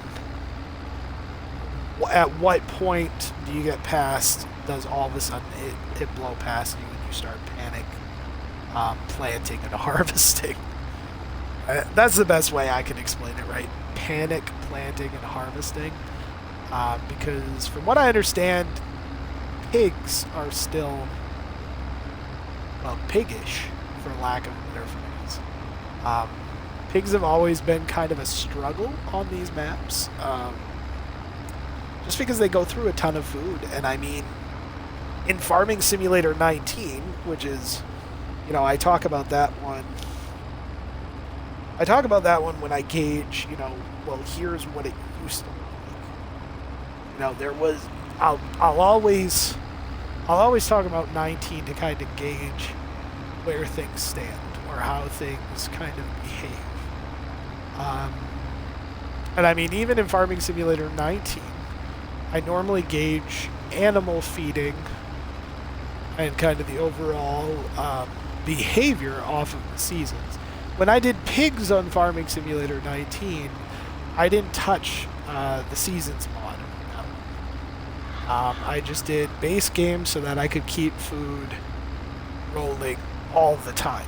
You know, endless summer, keep feed. And I struggled enough. I actually built the silos where you could just buy food directly, you know, pour it into the cart, buy it, have it going in, you know.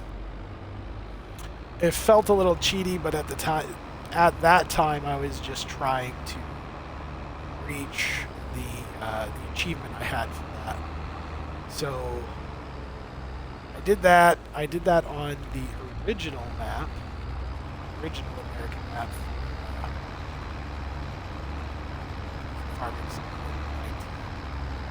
I can't even remember the name of it now.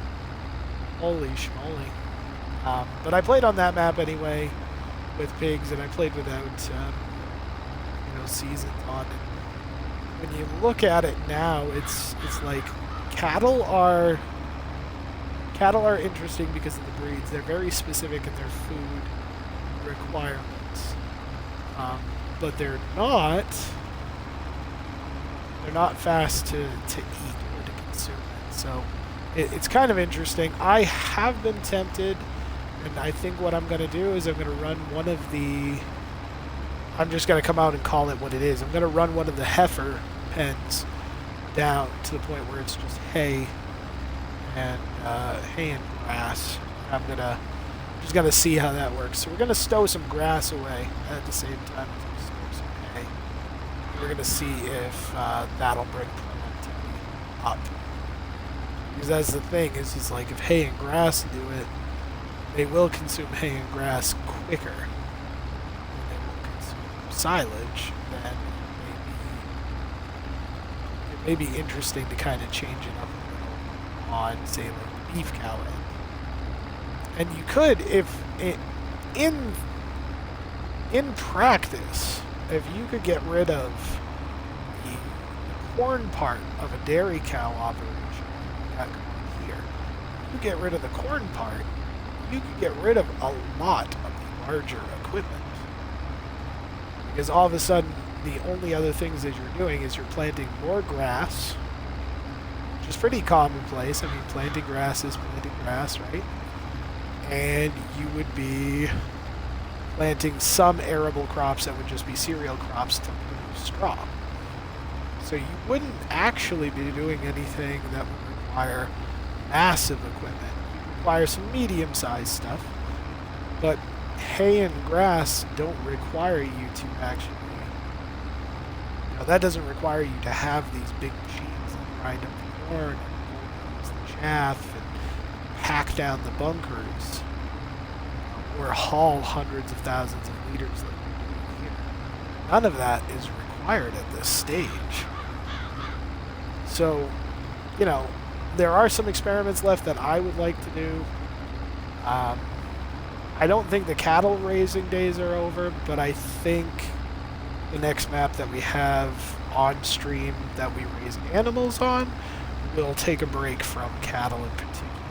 I think we're gonna move ourselves into something like sheep and horses, something along those lines. We're gonna play a map in which we're actually ranching, not just a map in which we're milking the hell out of cows.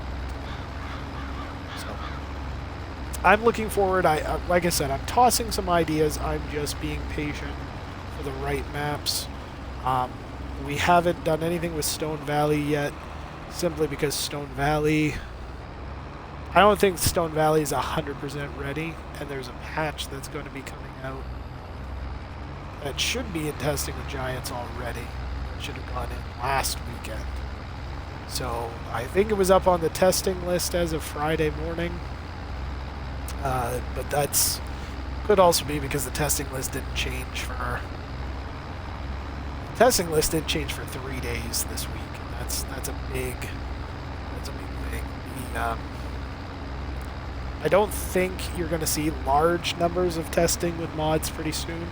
I don't think mods are necessarily going to slow down, but I feel like Giants' testing team is finally caught up with the influx of a lot of mods.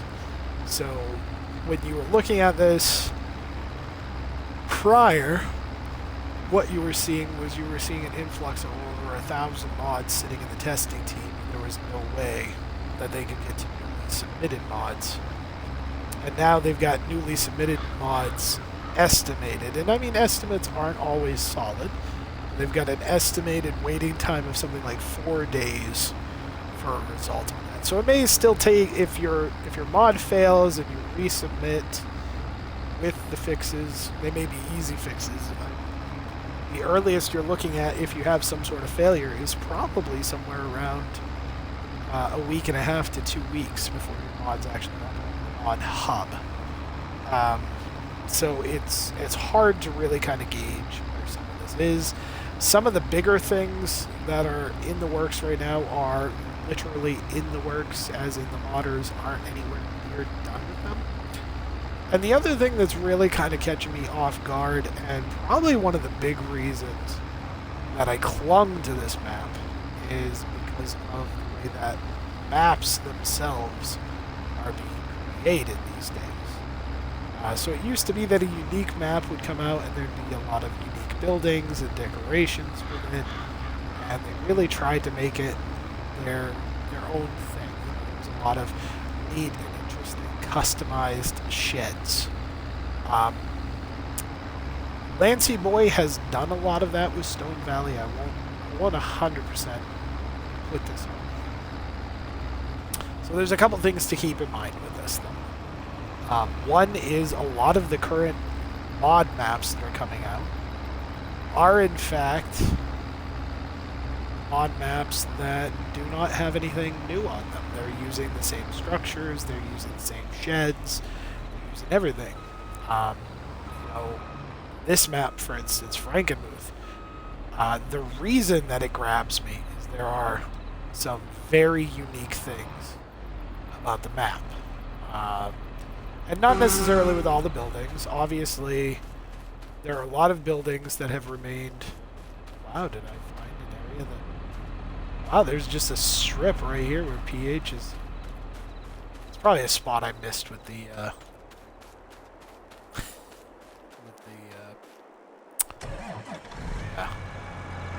Probably a spot I missed anyway. But, there are a lot of things in here that aren't anything new or unique. The sales points and the house structures around the map. Most of those are, in fact, Farming Simulator 2 running base structures. But they have a unique workshop. They have unique coal sheds. They have a unique look to the map. There's drainage trenches. There's a sugar beet sale point that is literally the type of onboarding equipment that you would normally have to offload sugar beet onto that would create the mound. So convey it up to the top of the mound, forward. So there's some unique stuff mixed in with some already things. And so, as far as this map is concerned, this map is actually very good for that exact reason. It holds up to this test of time that we have. Sorry, I'm getting a little distracted. Anyway, it holds up to the test that we have for it. It is considerably better than most. Just to kind of give an example, when we got Stone Valley, and I may be wrong, this may have been a base game thing when Stone Valley originally came out. But when we got Stone Valley the last time we got it, there was a unique workshop to it. There was a drive-in repair area, kind of like the Old Stream Farm has a unique shop to it. So there were some really unique parts to this map. Unique buildings, unique sheds, houses. They weren't base game. And I've only played it on 19, so if you played it on 17 and I missed some base game stuff that was in the 19 model, I am very sorry. You can correct me on this. But that's one thing that drives me nuts about Stone Valley, is it's just the amount of things that are absolutely base game on it. There's nothing unique about the shop. There's nothing unique about the gas station. He did a very good job modeling certain parts of it. And I'm not gonna discredit him. I couldn't do modding, and I couldn't do map building. I can barely put together a farmyard that looks semi-coherent with pre-made stuff, So understand, when I'm talking about it, it's not so much a criticism as it's just a notice. And unfortunately for me, I notice these things, and yes, I'm not impressed that there was nothing unique about it. But at the same time, I acknowledge that I myself could not make anything with my skill set on this game. That's why I stick to, as DJ Gohan would say, that's why I stick to my lane. You know, I can farm, I have knowledge of actual farming, I have knowledge of practices, I have knowledge of, you know, why terrain might be tilled in a certain way or drainage might be set up the way that it is. You know, I can talk all day about that stuff, you know, but I wouldn't be able to create the mods. So there are a lot of things that I'd really love to do, but there aren't enough unique maps to really do. In the case of Frankenmuth here, there was potential for a really good dairy farm and some arable on the side, and depending on the consumption of the animals, I may just be, you know, as of next year in game, I may just be able to get away with an arables farm. You know, taking care of the dairy cows on the side and having arables and just working in that manner may be an actual thing because of the consumption levels. So on the one hand, I'm really bummed, but on the other hand, it'll give me something completely different from what I've been doing. And I've already got the crops chosen, I've already got the productions chosen, you've got all sorts of things that we can do. And I've already got that kind of selected out. So I am in some ways I am disappointed with that, but I am looking forward to, you know, a completely different thing. But when it comes to unique maps like Stone Valley, for example, I'm not interested. You know, he did some amazing work on the animal pens, as always. He did some really good job on the unique sheds. There are unique sheds. There are a couple of unique animal pens. But it almost seems like maybe some of these modders weren't prepared for the differences in what we're seeing now versus what we had in Farming Simulator 19. So I don't know how that's going to go. That's really none of my damn business. All I can do is be there and hope that when a unique map comes out or a unique prospect comes out, then I recognize that. Obviously, we have maps like the Hills of Sylvania. We have Old Stream Farm. There are maps. There are plenty of maps out there at the moment that have these unique things to them. The problem that I run into, of course, is I live in the United States of America, which means North American themed maps are what I prefer to run on. Because I prefer to run on those, it limits my ability to kind of shut that part of my brain off and to do something different. I find like farming in Britain, for example, fascinating. And if people didn't overuse Calmsden Farm, which is an excellent example of a map that was really, really put together well, I think if a lot of people hadn't done Calmsden, I might have been up for Calmsden, you know? And, you know, there's not too much going on Stone Valley right now. You know, some of the bigger YouTubers that I watch do PC. I should just leave that on with the lights on. Some of the bigger YouTubers that I watch do it on PC, and they don't have, they don't necessarily use the same mainstream all-platform maps.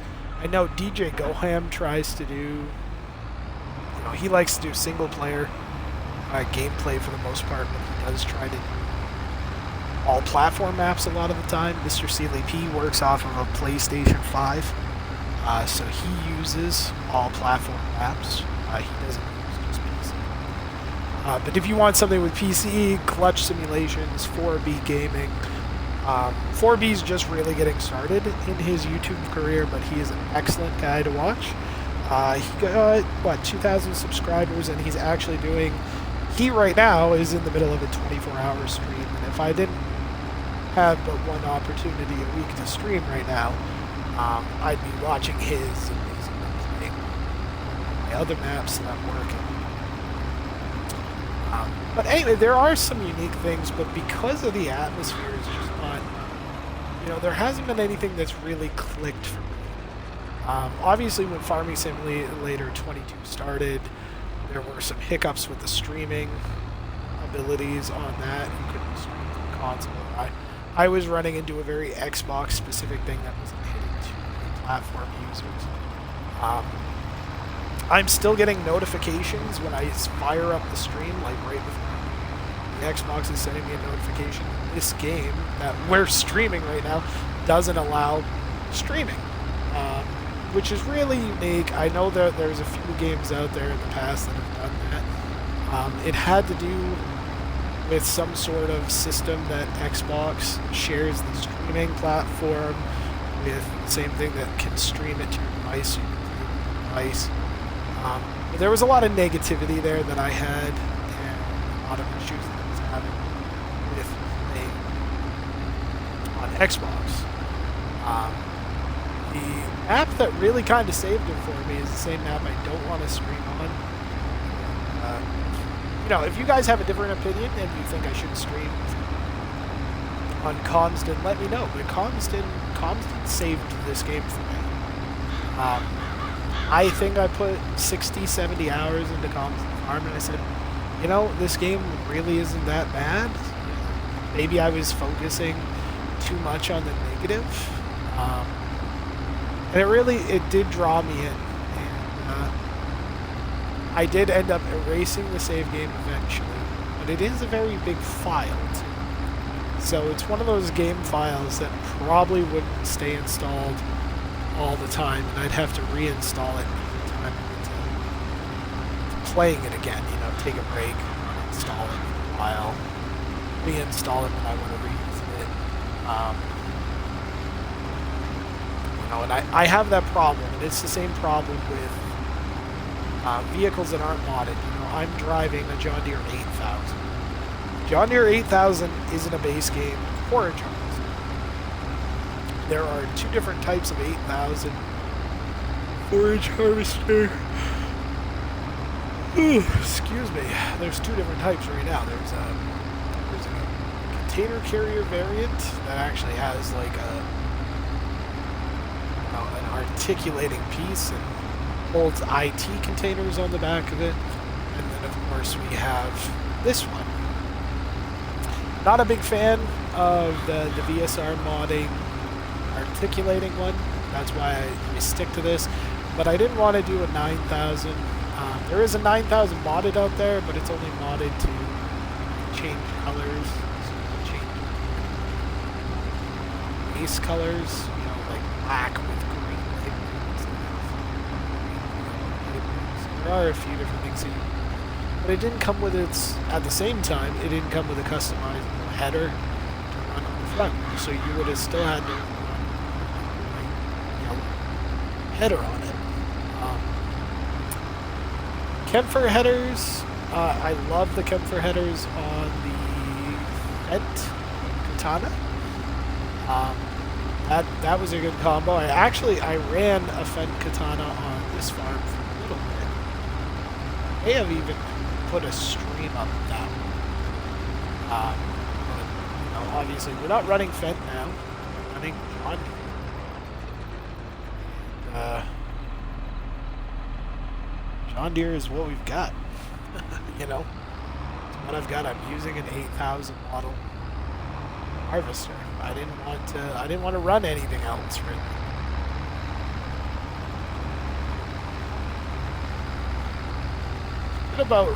We're gonna run ourselves here until I'd say probably 9 p.m. in game. Run this harvester. This is a big field. This is a lot for the John Deere 8000 to take. They actually have to upgrade it to the 9000. Who knows? Maybe I'll start. Maybe that'll be one of the one piece of machinery I rent based on what I actually needed or not. I'd like to get a corn head, a couple of corn heads for the combines. Just do a December harvest. That's honestly where I'd like to be. And I may do that. Like I said, it really depends on the next couple of months in game as to how we run our crops.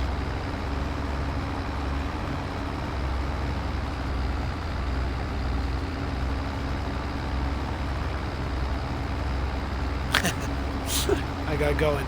I literally got going on like every subject all at once.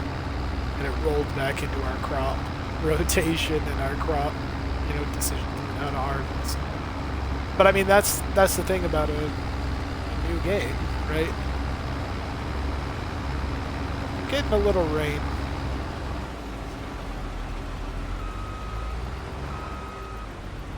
I wasn't going to, but you know what? We're gonna fold up and we're gonna shut everything down.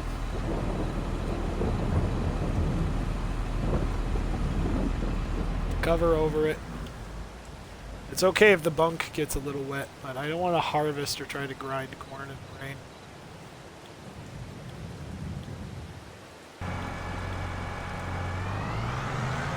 Let's go ahead. We'll take this tractor off the field. This thing weighs enough. I don't like to do plowing. I don't like to do snow picking. I don't like to do a lot of things in the rain. I realize that grinding corn chaff up, some farmers try to do it. I think if you have a tracked forage harvester, I think you can get away with it a little better, like the Terra tracks on the Jaguars, for example. I think you can get away with that better than if you have regular tires.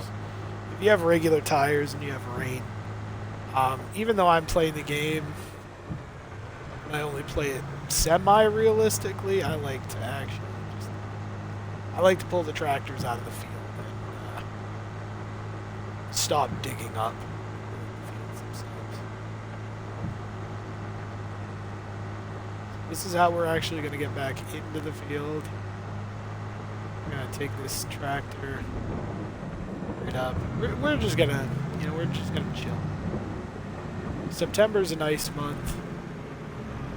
We are just going to chill.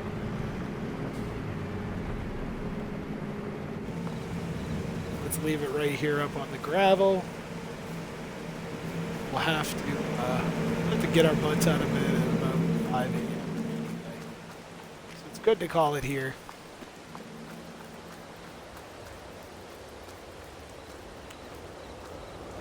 I like this house a lot. 4B Gaming. Not 4B, sorry. OK Used Mods needs to be praised for his ability to put in these. He always stays. So I'm gonna chat a little. I'm gonna chat a little in stream. I'm gonna take a moment to really kind of shine some light on a modder that needs to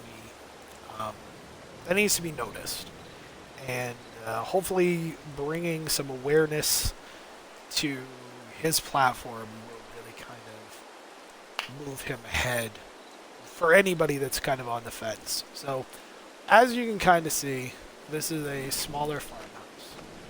It's got a front door, it's got a little porch, it's got like a one level, a lot of your utilities and stuff right on the outside of the house, easy access, even the air conditioning unit. There's an air unit that goes in and out of the house. So that's real cool. You can kind of see the style almost matches the style of what you'd see being built in the 40s during housing in California. There are a few of these homes left. Quite a few of these homes left as far as I know. But it's a very unique style. And then, of course, you have this wonderfully matching garage next to it. It's got a stove on the... Excuse me. Holy crud. It's got a stove on the inside. You can see some plaster work being done there on the drywall just to fill in the corners. I won't get into the fact that I have a Willys Jeep in here right now, but you can hear the door go up. And you can see that light come on. Big lights down the center on the outside. This is from OK Used Mods. OK Used Mods also produced this shed over here, this gray one that we're using, this pole barn. Glenn is a type of modder that's very talented on several levels. A lot of his stuff is going to come in the form of classic architecture, classic mods. We had a couple things towards the last lifespan of, the last bit of the lifespan of Farming Simulator 19 for his mods. But what he's introduced so far into Farming Simulator 22 far outweighs anything that he put up on Farming Simulator 19. And this house is just an excellent example of that. There are Easter eggs, clouds on the roof in here. The picture is actually him on the horse, just kind of modified a little in the picture frame. But those are just really cool things. Obviously, he's got doors leading out into the backyard for both rooms. I wouldn't do that with a kid's room these days, but you know, I was really paying attention. All right, let's get this guy into.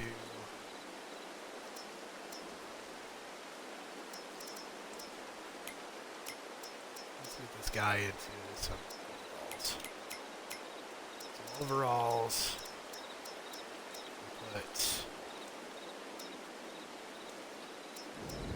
Put the black John Deere hat on.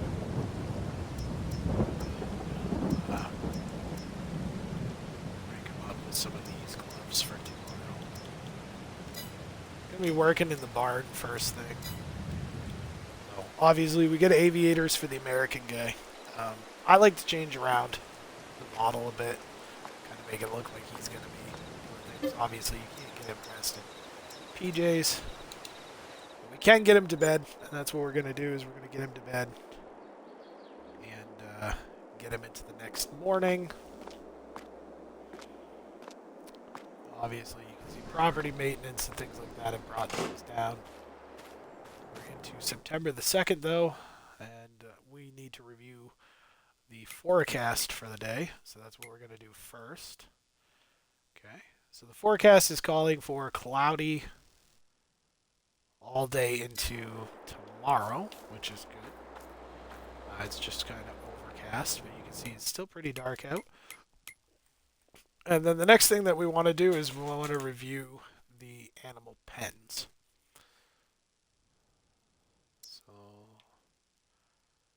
got some Angus. That should get some total mixed ration today. We got plenty of total mixed ration in that shed. That's one of our dry cow sheds. Okay. 12,000 liters there. Our Holstein and the self-made cow shed, which is that open-faced blue one to the back. That's still got enough total mixed ration. So there's a couple of pens that need the ration today. But those in particular are big sheds. So what I actually need to do is take a short bathroom break, and I'll be right back with you guys. Unfortunately, I don't have the pause screen. I'm going through the main stream. So please bear with me. It's just going to come up with the general screen. That's what I need to do. But I need to pause my game actually in-game, so we're not progressing time while I'm away. So bear with me, and I'll be right back with you.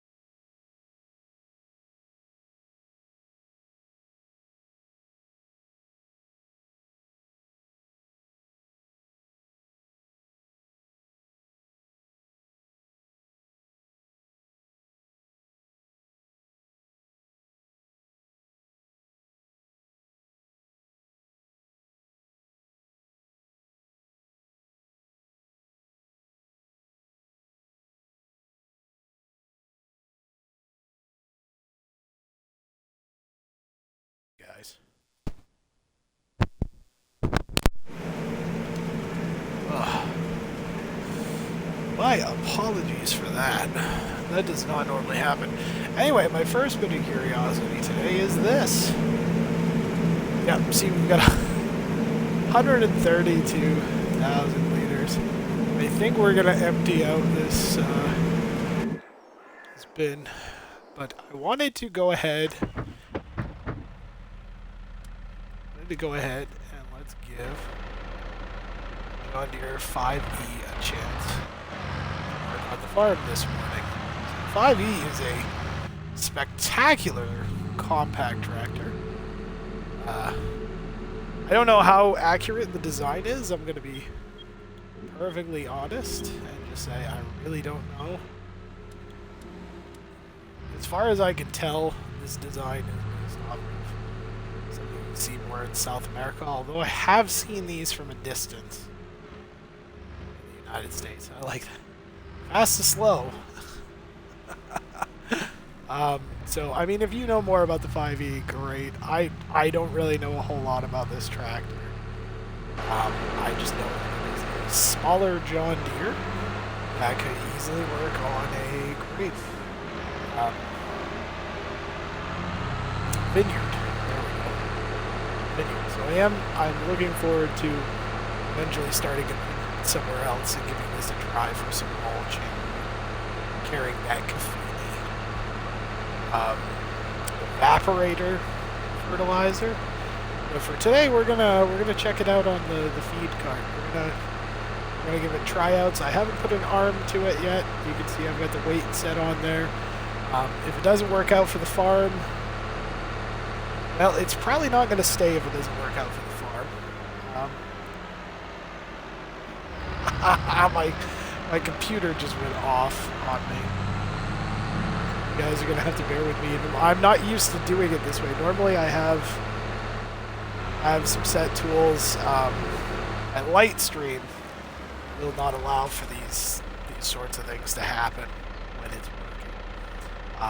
I know I had talked recently. Yeah, see, it just goes directly to. And then it says, "Welcome to the chat room." Even though I haven't had a chat, it's legitimately spazzing out on me a little here. I love that when the computer does that to you in the middle of a stream. You're like, "Oh, good." Luckily, I'm not running this game off of the PC, not yet anyway. Yeah, it seems like we're streaming in the dark here. Things are starting to lighten up a bit over in the corner. You can see some warmth coming into the lighting, at least from my angle. You may not be able to see that sort of thing in your angle, and that's okay. I wonder if that data point underneath the tachometer is supposed to be working. I know that a lot of those panel things light up. Hopefully there's a tad bit of an upgrade to this tractor patch or something. There's a lot of good design pieces on this. To be fair, the modder responsible for this mod made a really, really stellar mod here. John Deere's gonna be over here. I'm gonna pull this tractor out. Oh, that's right. See, I always forget what frickin' shed it's even in.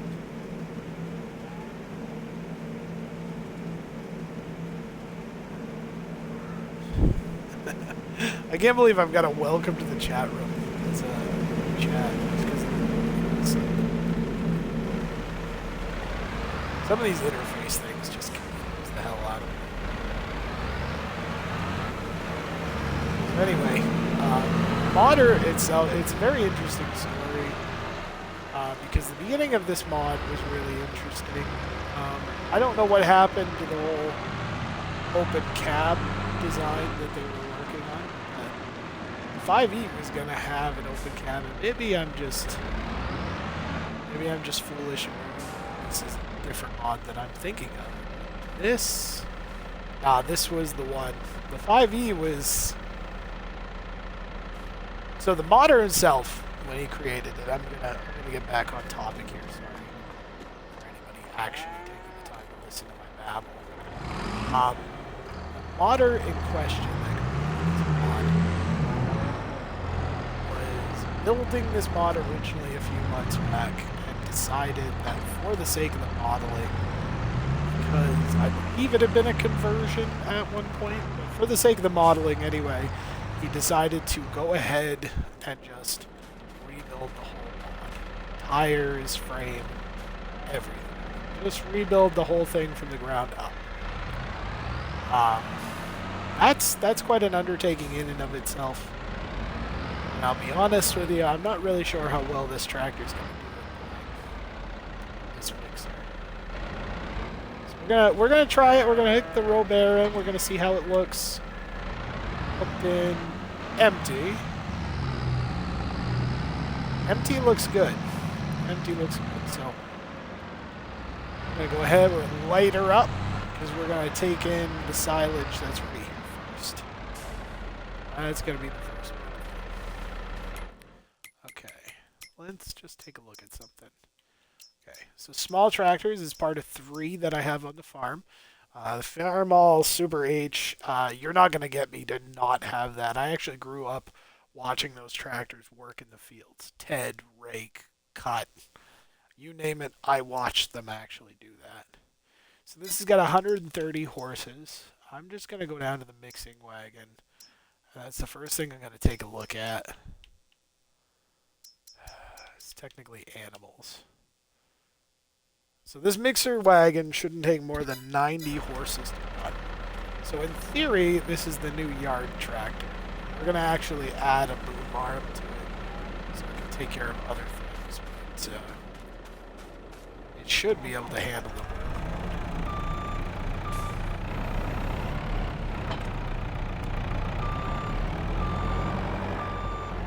work. We're going to see. Like I said, it's been an absolute shocker to get some of these mods going and get them exposed to like the weight on a trailer, for example. And then you just come back and there's like, it just can't handle it. It dumbfounds me, but at the same time, it's like, what are you gonna do, right? Because on the one hand, I don't think modders shortcutted anything. I just think that, unfortunately, for modders as well, you have this junk that happens.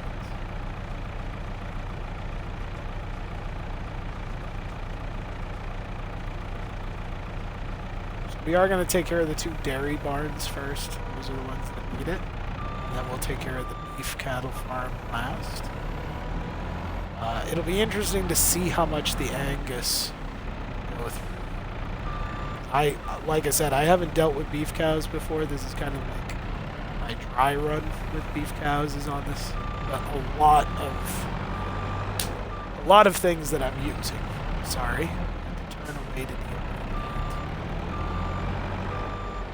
that. A lot of things that we're dealing with, a lot of things that we're on this farm are dry runs for other streams. I don't mind working out the kinks so much as there's a payoff to working out the kinks.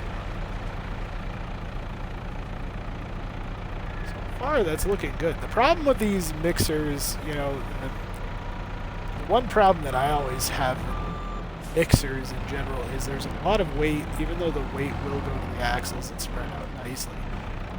Because there's no swivel axle, a lot of the weight still goes down on the tongue itself of the trailer. So, dealing with it, it will still cause issues to the farm to have the tractor towing. So we have that 4D series tractor over there, which probably has not double. It's definitely got like a times 1.5 horsepower over the 5E that we have built. The other thing with the 5E is we're probably going to try the 5E on the snow. It just makes sense. Let's see. We have 15,000. 50%. So this is a power shift transmission. So it's not CVT. Let's go over here. I think there's hay over in this one. Let's just look at the hay over in this one. So far, I'm liking the way it's hauling this. It's actually getting a good speed up. Let's just see if there's hay in here. There may only be straw in here now. I don't know. Yeah, there's actually 77,000 of hay left. So get a nice mix this fresh. And you can look at it. It's got a very nice weight to it. It seems to be holding up really well. I don't see the front end coming up off. Let's run it through some paces here. Wow, that's a solid little rig.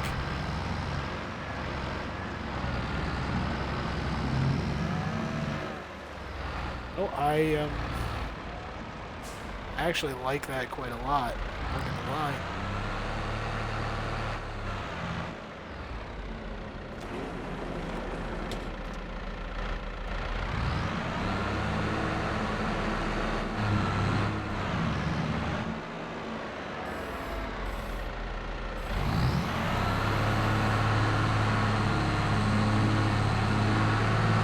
Get that distributed out.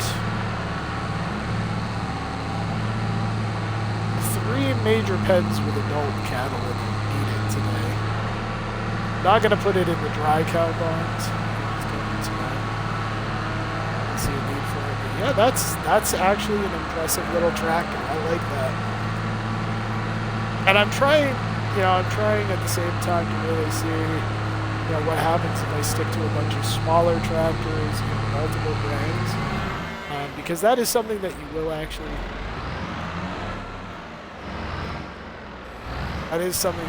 see quite a lot. I'm not sure what happened there. Normally it lets me offload both sides. We're gonna let it do its thing. Oh, it lights up the building.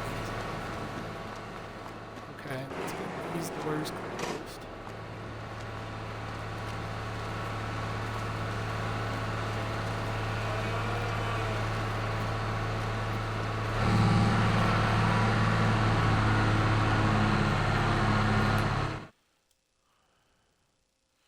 We actually need to bring the animal pen data up. I don't like to really work without it. So, let's see. We're in this cow shed right now. There's 6,000 milk in there. There's 11,000 liters of straw. The straw's great there. The straw's great there. Water's fine on that. Milk is not going to be a thing with the Angus. And these Holsteins need it big time too.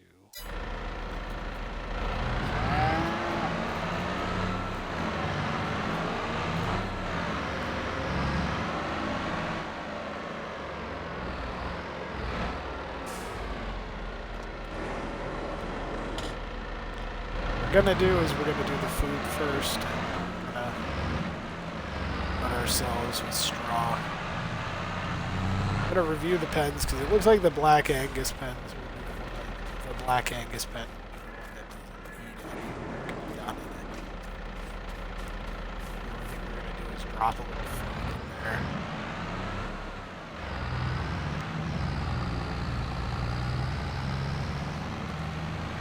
And this also comes with the territory of the stream. We're eventually going to have to stop.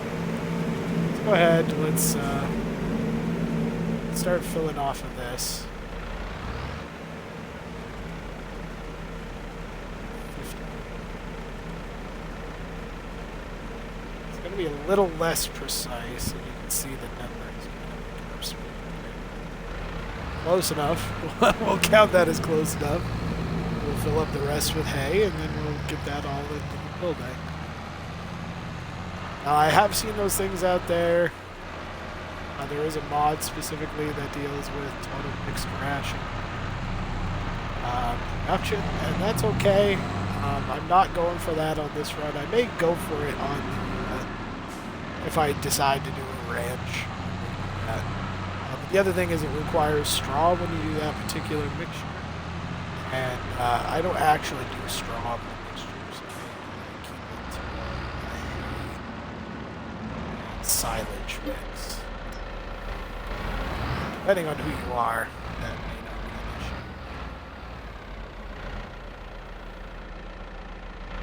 an issue. This itself may be enough of a push where I start seeing the rate kind of go down.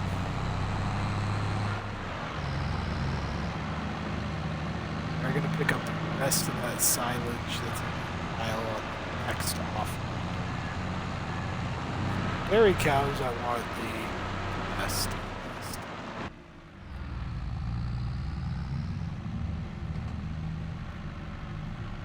This 5E is a spectacular little rig. I like this, actually.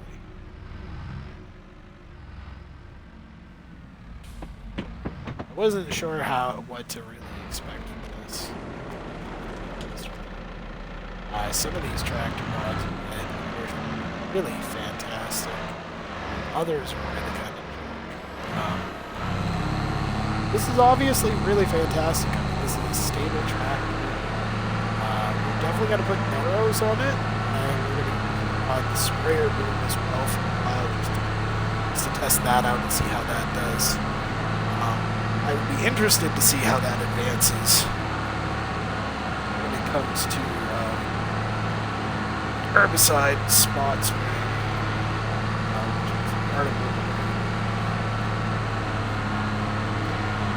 That's what I'll use it for, as a spot sprayer. So we're going to use, for the most part, I think we're going to use a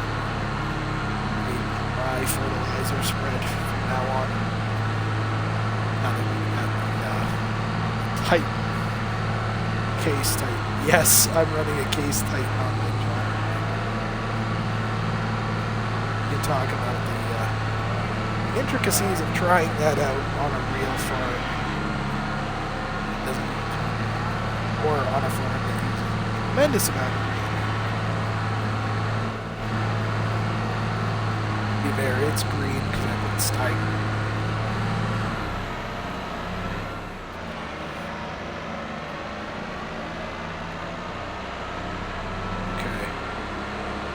Let's get the beef cattle taken care of now. And then we'll get straw to the pens. Straw is not something that has to be replaced very often.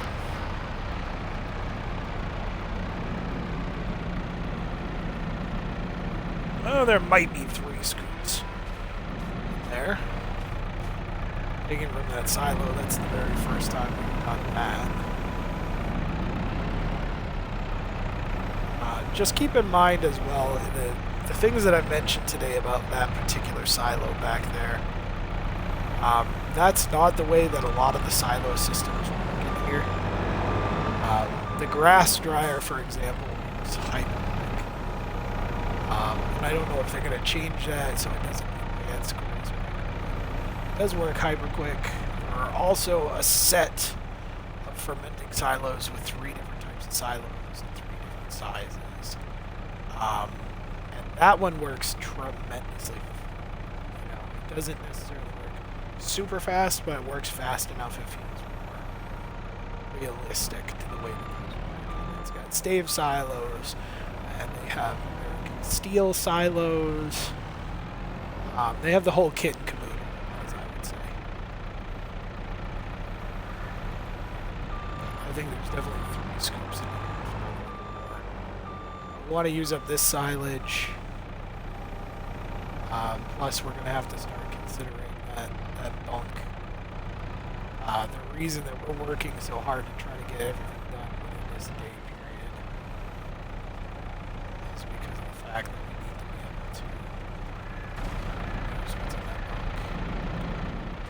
Okay, 10,000 more scoop. Yes, I can forget it, and unfortunately, it might give me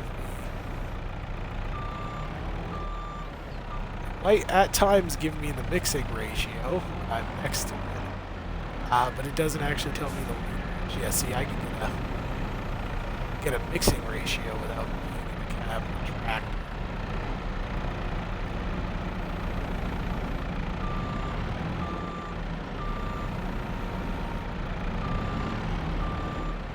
Go for that larger piece of silage.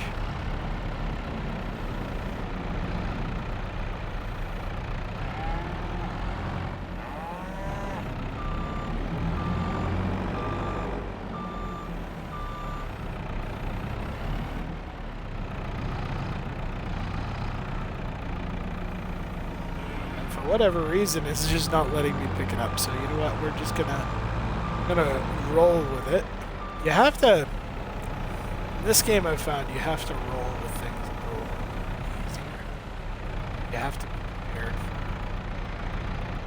for what could happen.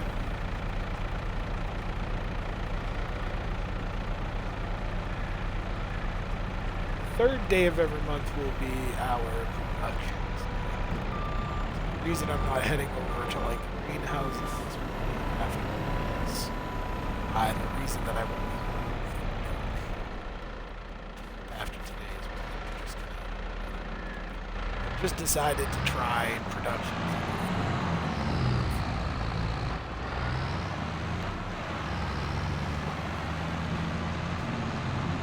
Honestly, this is hardcore enough for what we have to do. We have to put quite a couple of in-game hours into this in order to run it more efficiently.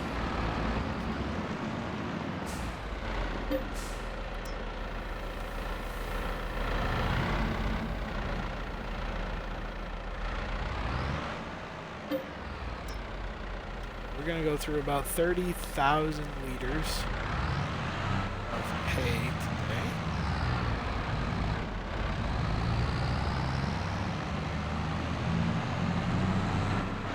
I don't know how much slurry is in the pen or whatever. Just want to get our Angus cattle fed. Manure production on Angus is extreme. There's 7,000 liters in this stuff, and it's only been one day. So we're going to keep straw going to these pens because it's going to give us a strong amount of action. Not sure. I'll have to double check this. For now, is we're going to pull in. Now we do have to provide water to the cattle. It's just not automatically set. I'm thinking we will probably put in another hay.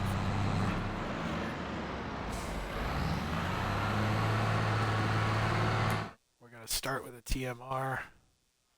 The TMR, I mean, I think looking at the way that these bars fill up, I think the TMR could honestly account for a much higher level than what consumption levels may be a lot higher here too. I think it's more based on the pens themselves than it is on the game makers. Some may follow the pens exactly what the game makers have on the pen. What might be happening at the same time is that some are not following that. I have 48 Black Angus cattle in here. They are consuming a lot more feed. They are putting a lot more slurry and manure down than my dairy cows, which actually, when you think about it, should not be occurring. Whether that's a case of life or not, I don't know. People that raise Black Angus in large amounts often keep them out to pasture and feed once they come from the grazing lands. It's not all the time that they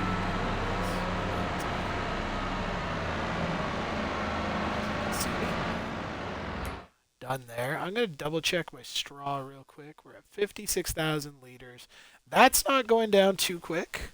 Water is not going down terribly quick.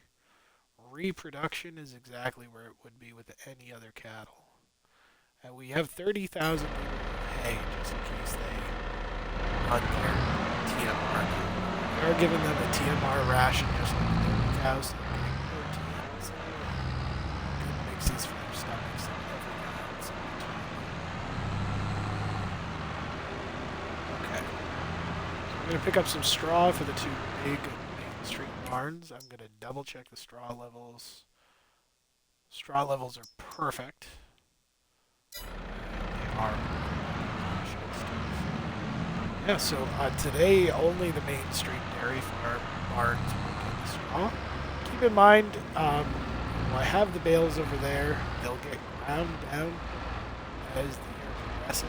So some of those will actually come over. Luckily, the intake also works as a bale grinder. So I'm just going to fill it right up.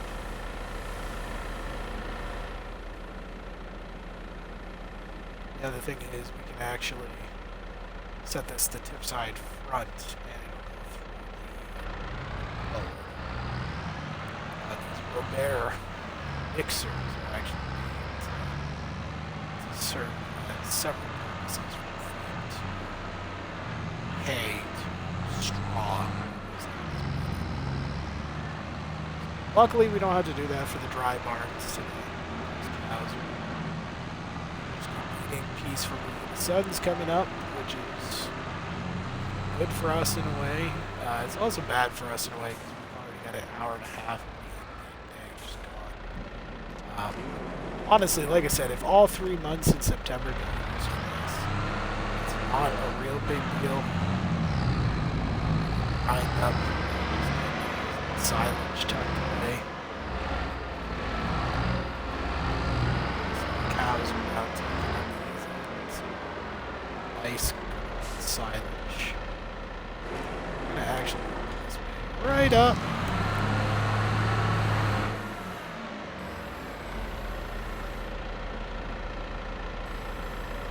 I like to. These barns are cool in the fact that I can get a straw trigger to move the blower on this. On the silage, I've got it. On the silage, not silage, but the slurry tank. I actually have an agitator built into that one, so I can use the agitator right down in the muck, agitate it, fill the tank. Stuff you don't typically see on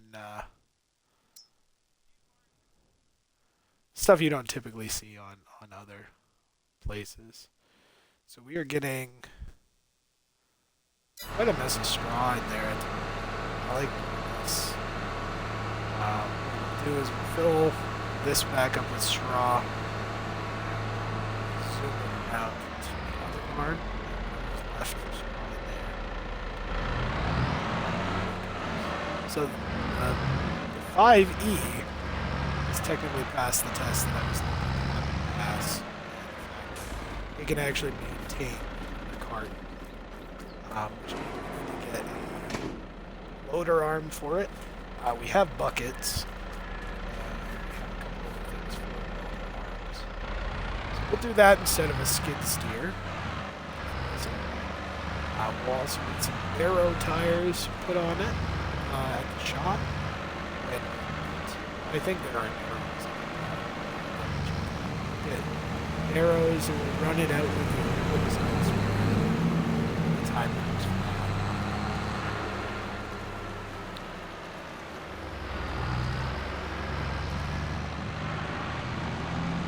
Obviously, we get 19,000. Actually, we have 19,000 liters of straw. I think we'll be able to. I think we might be able to get away with that. And a nice wide axle.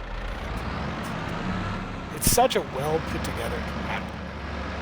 And the modder, like I said, the modder wasn't happy with the original model.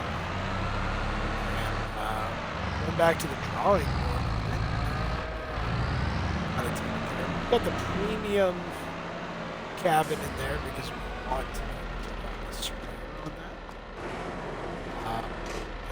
Sprayer on that just for looks. I know on the console, but I like to have the green star system. Let's clamp down the lock.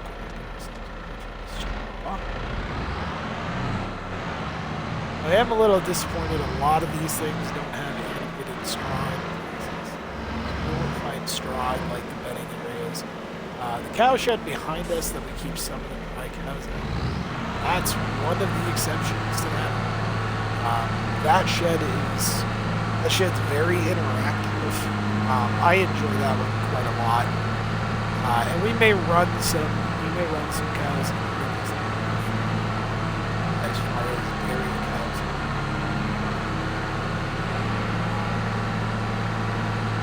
Haven't really made up my mind because we don't have a whole lot of options for dairy. I would love to see that huge dairy barn come back, the one with the giant sorry for my language, the giant turnstile, rotary turnstile.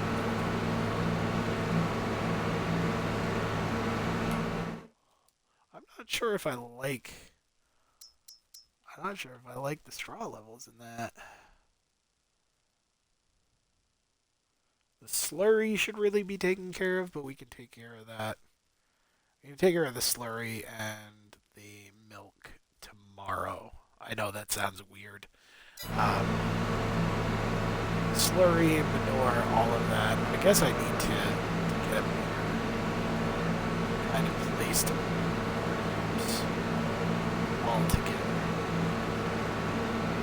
And that may be a good time to how to come well. Let's see. Oh, no, I'd say we're pretty close to full on the straw. That's good because we're going to be able to keep the 5 year. Oh, there go the straw is almost full. That actually worked out really well. Okay. Just going to back this up just a little. It's empty of straw now. So the next time we go use it, we're going to have to empty the straw first. Set up like so. Don't need to put any more feed or bedding down today. That cow shed's in good shape. This cow shed's in good shape as well. Although I am going to keep an eye on total mixed ration, see how quick they go through it. We might double the input on that every couple of days. Alright, this Holstein shed was fine from the get-go. There isn't much slurry or anything. That 3x3 shed's what we just finished with. And the self-made one's in great shape as well. Straw's almost full. Slurry tank's barely started. Alright, well. Let's get back to what we were doing then. I know, we talk about a silage harvest in the label, and then I end up doing something completely unrelated. So what I'm going to actually do here, guys, is we're going to finish this field today. That's the whole history. So however long it takes to finish out this field, that's what we're going to do. And then we're going to call it a day on the screen. I'll probably do a little more of this work tonight, later on, after my wife goes to bed. I don't have an early start to anything tomorrow. But I'll be able to get this done over the next couple of days. We'll see what kind of mods come out. Maybe we'll do a Wednesday special and we'll show you how we get mods actually set or maps set up for streams. I'd love to kind of give you a behind the scenes look at the whole process that we take. And there may be a reason for that. There may also be no reason. We'll have to kind of play that by ear as well.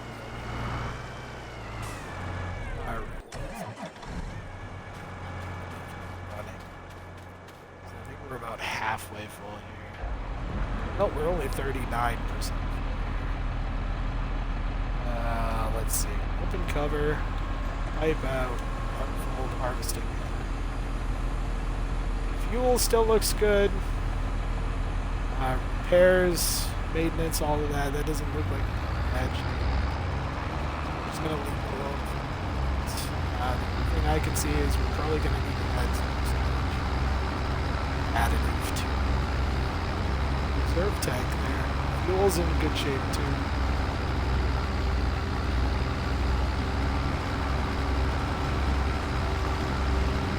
70 or 8,000 is an interesting achievement. I enjoy it, but well, that's just kind of end of the day.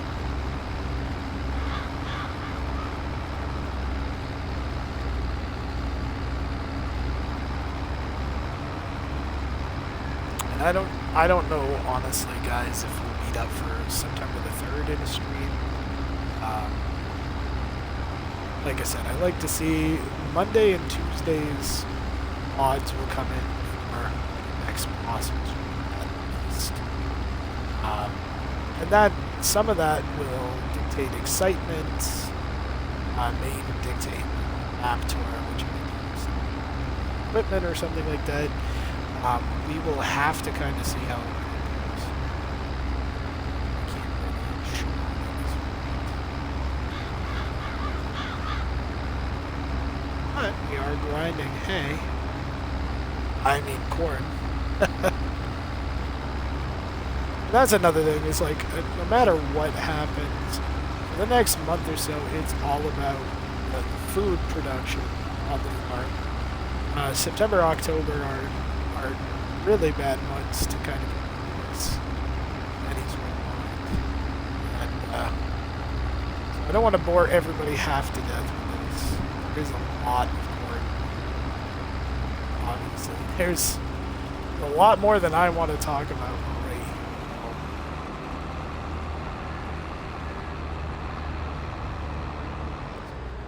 I'm not actually going to talk about it. 51% full, half.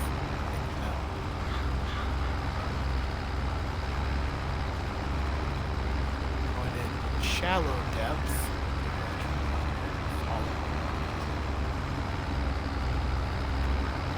Now, if you like this kind of work, obviously this is your thing. I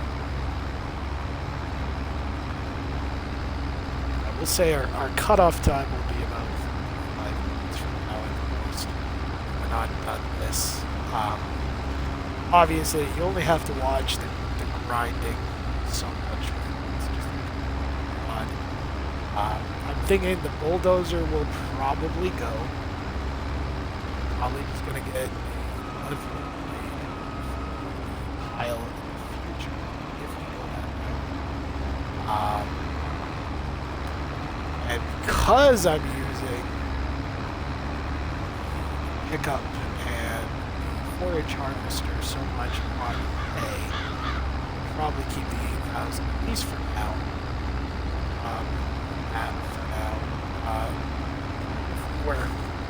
If we weren't caught in a issue with mail, I might do things a little bit.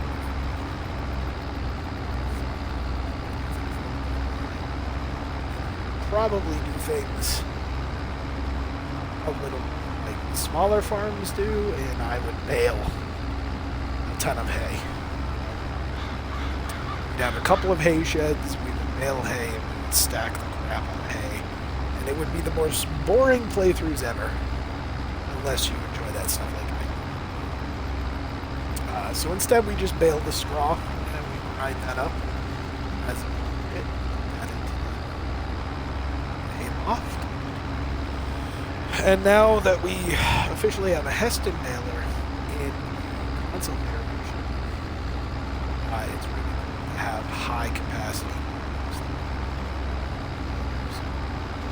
The only problem is there's nothing compatible with Heston Mail currently, so you have to use Mail Forms and flatbed. I haven't tried to pick it up.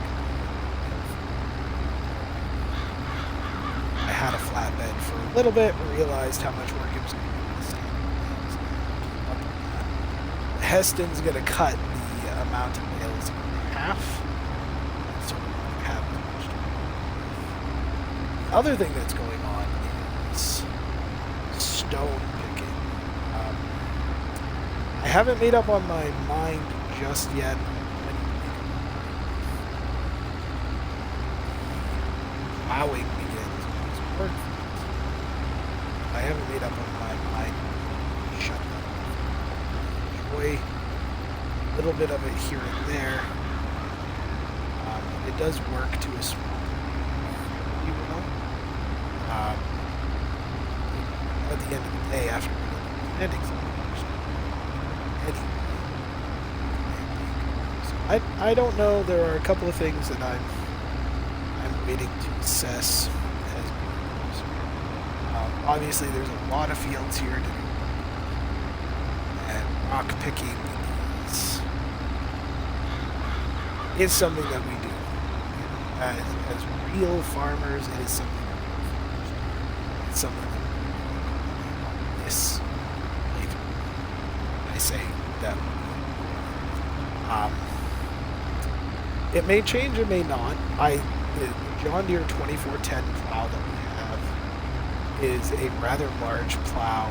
It's a chisel plow, so it's not getting the depth some of these types of plows are getting. So on one hand, it's not necessarily getting the depth that some subsoilers getting. On the other hand, it's still bringing up rocks. But the question then becomes is like, how much is that going to affect my planter? I've still got rocks in the field at the end of picking. Rocks kind of lay like this, this crop lays. You know how you've seen the mystery, the invisible crops kind of up. You've seen the mystery crops, so you know how that works. Rocks hide in the same manner, so you can still pick them up if you stumble across them. But it may be a situation in which the 3-point hitch basket that you have on the front of your tractor, where's puts itself into the dirt, gets the texture looking like it's been run over there, and it also leaves a cultivated bed. So, I'd love to seed drill and not have to do the extra plowing, and I'll be able to do that with the wheat fields, seed and these corn fields. Cutting this crop right now and mulching it. I'm still going to have to plow over this. At the end of the day, I mean, I have to plow, I have to use herbicide, I have to use all sorts of things to get this field under control. And we're probably going to end up doing soybean. So that's gonna work differently. I don't know what we're gonna do there. Excuse me. Sorry about that, guys. Been at this for a few hours now.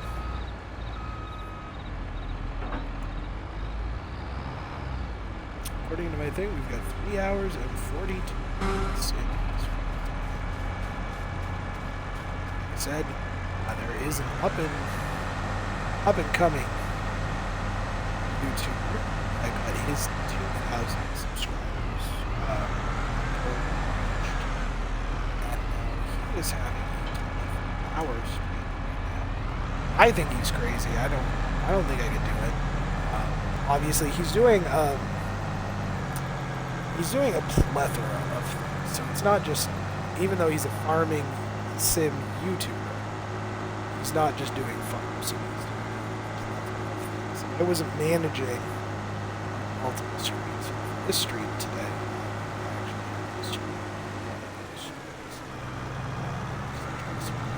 4B on YouTube. Look him up if you like farming sim. You know who that is. Look him up. Look Mr. CLAP up. Look Clutch Simulations up. Let them know who sent you to you. Put the word out that I'm putting the word out. No, I'm kidding. I don't care. Essentially. 4B would know who I am because he's smaller. It's a bit more situation. Big guys like Clutch, DJ, Mr. I comment on videos every once in a while. 4B Gaming is probably the only guy that I do any conversations with. But it's just because it's not that people are ignoring me. It's wrong. It's that as a member, as a person in the community talking on the street, chat with people, I don't really have a relationship with streamers.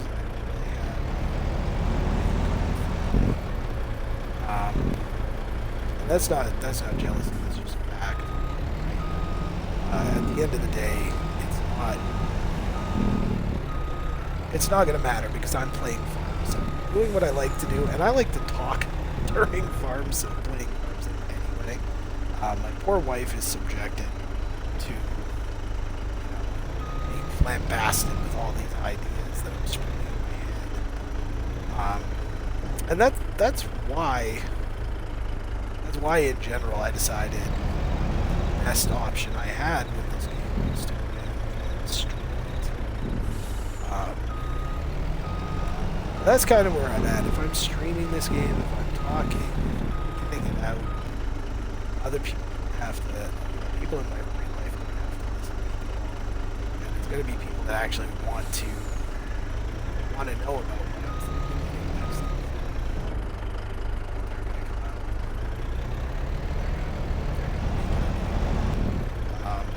So I really appreciate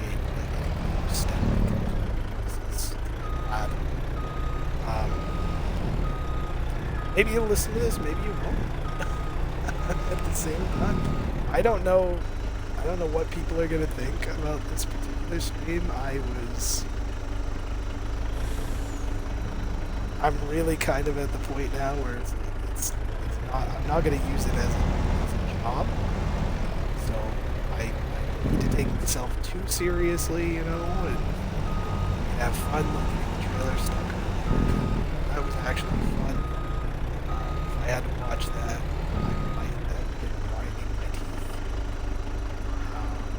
I might have been laughing. There are a lot of YouTubers out there that don't actually cut out what's going on when they're together in their video. So you see a lot of that crap. Alright. Let's detach this trailer. We're doing really well. We're doing super well. I'm actually very impressed.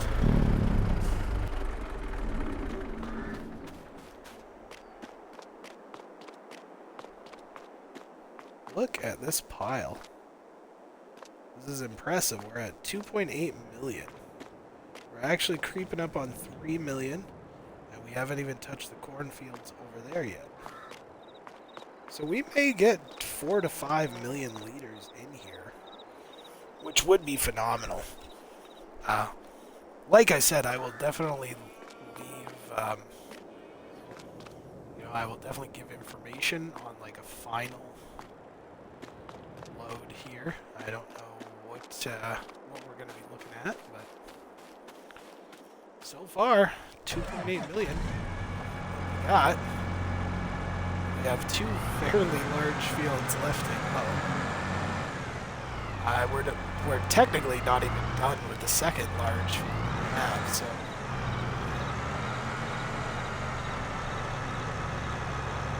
We could be looking at maybe another 300,000.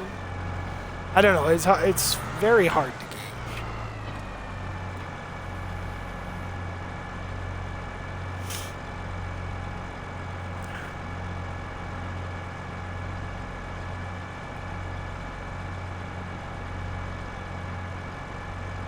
Everything's loading in.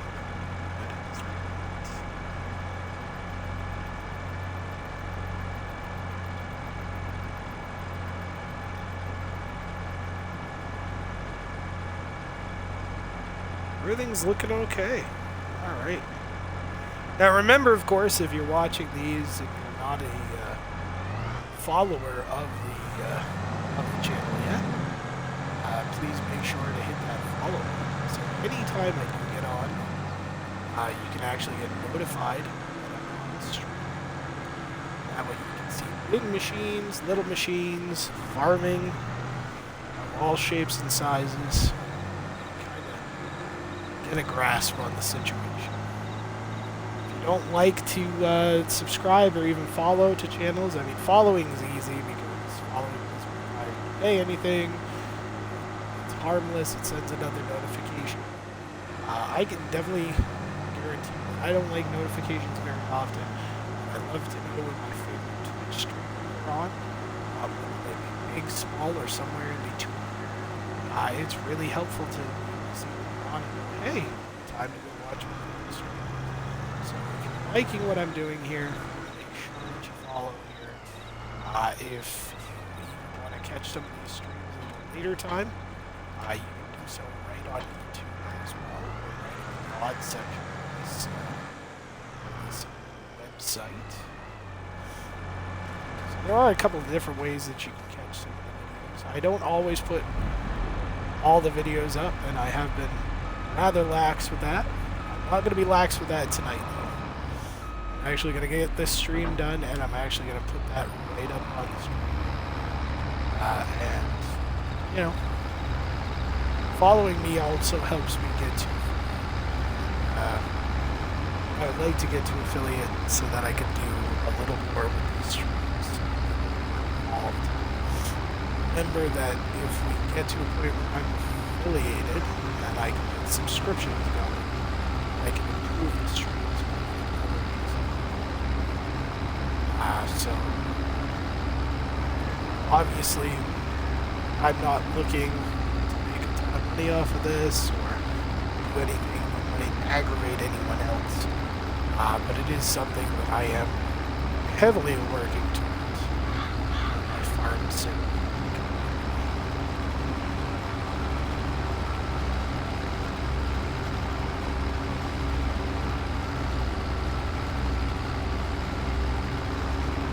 Also, some streams with some other guys would be really nice.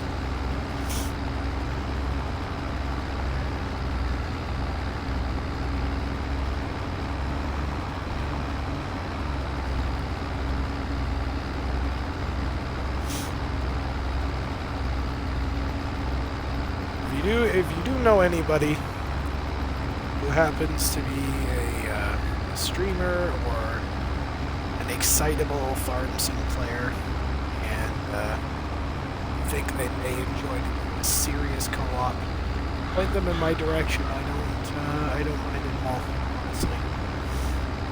Point them in my direction so we can get together on things.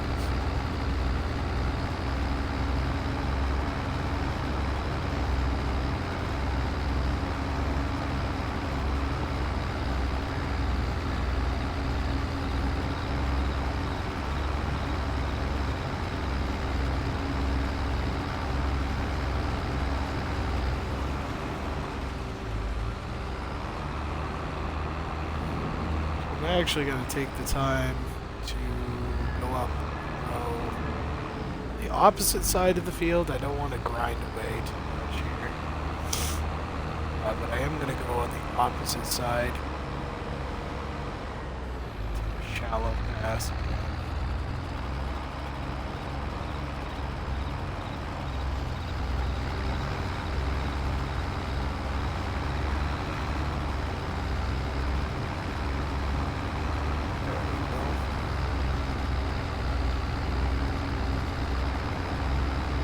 Actually going to get some silage additive put in there.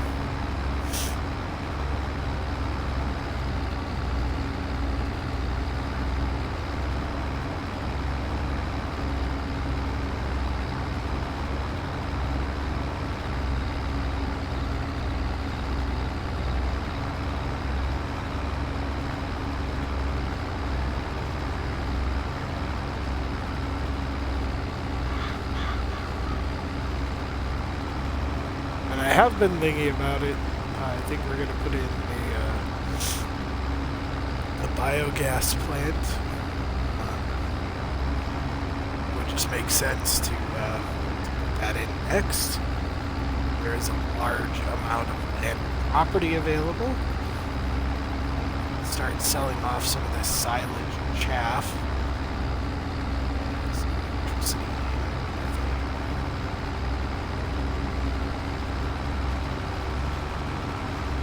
I'm going to use methane-powered tractors, so it doesn't make much sense for me to hang.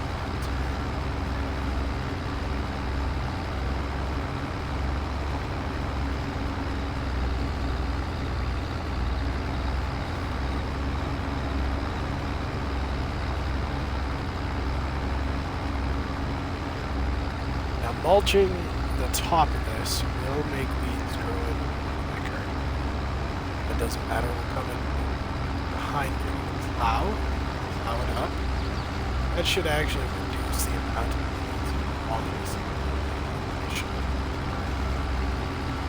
I do have to go in and check my poplar fields. So probably.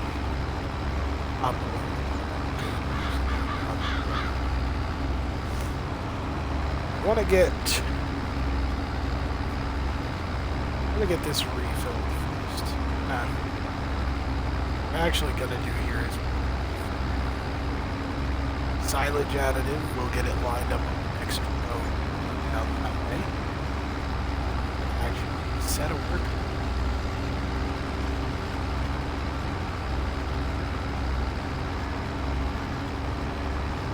Now that I just took a look at my money, I think I'll skip that. I'll check my poplar by myself. That's another reason I can't go to a rental system with my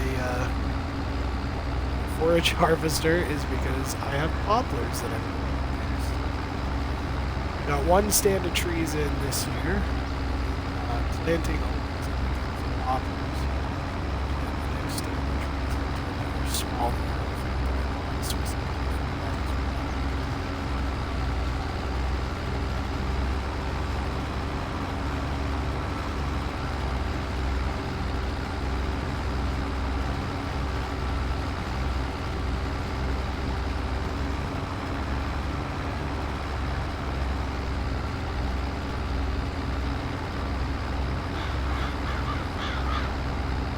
We're going to be cutting it very close. Silage additive. Holy schmoly.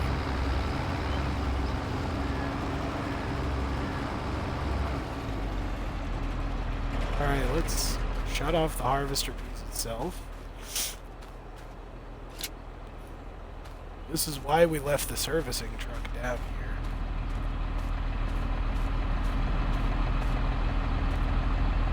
If it hadn't needed diesel, it would have been a gator, to be honest.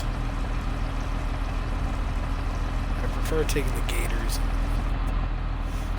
These silage additive drums carry 50 liters. This has got 19 liters left. So we'll be able to fill it up one more time. It'll be a liter short from full. But we'll fill it up one more time if we need to.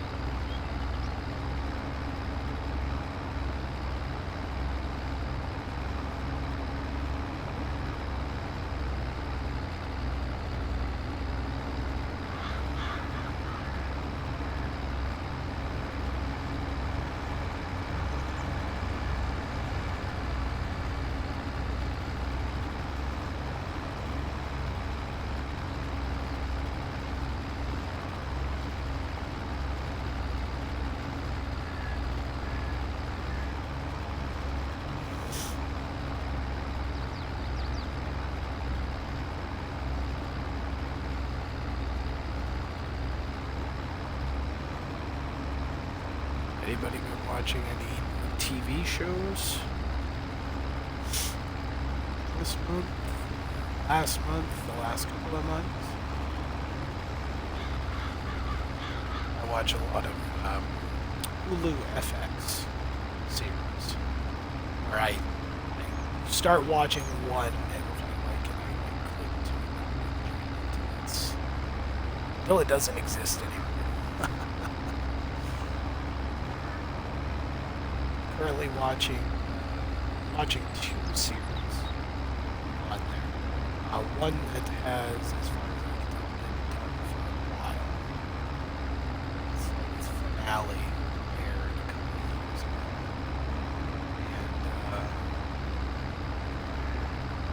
And one that just started last month, I want to say. So, first one is Snowfall. That's coming out. As far as I can tell, that's an older series. The other one that I am watching is which is actually very suspenseful, kind of intrigue, mystery, espionage. Wicked cool series. Worth a watch.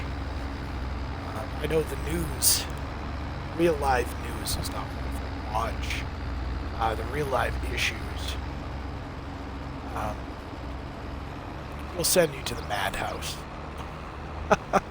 There's no other way to explain what's going on. It will literally send you to the madhouse.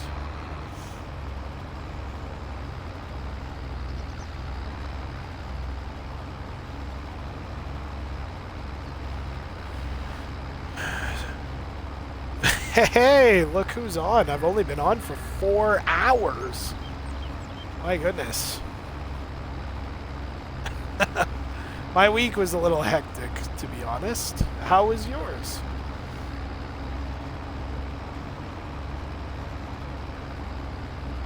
Well, I'm glad you were doing something fun. My in-laws have my daughter today, too. That's why I've been able to stream for so long. So, no harm, no foul. I've been enjoying myself anyway.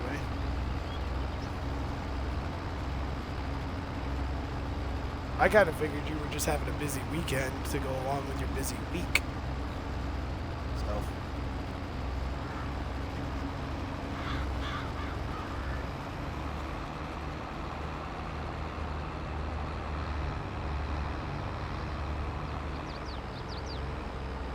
And I think like several other people that you actually watch stream are streaming today or have been streaming.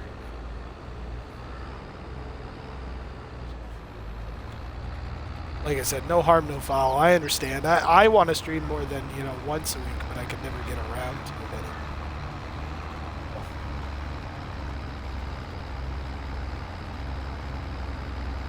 4th of July party last night. Holy schmoly. Well, I could think of no better time than a Friday night. You overdid it. Well, sometimes a lot of stress in one's life leads to a lot of indulgences, too.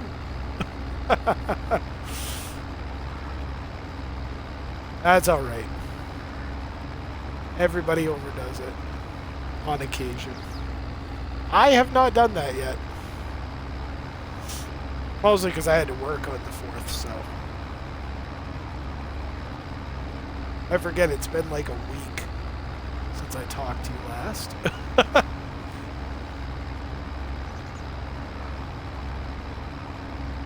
I think I caught, and it hasn't been over a week actually, because I caught your stream.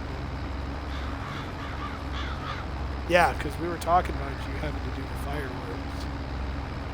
Or was it Tuesday night? I actually stayed awake long enough to see.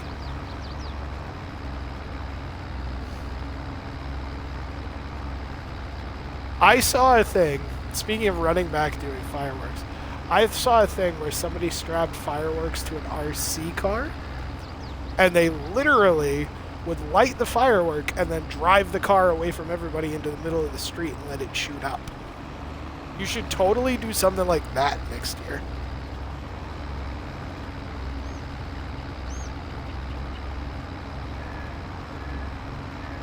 Yeah. You wouldn't be as sore if it was just RC cars, although depending on how you are with RC cars, you might want to let your son handle that. He might be a little scary with it.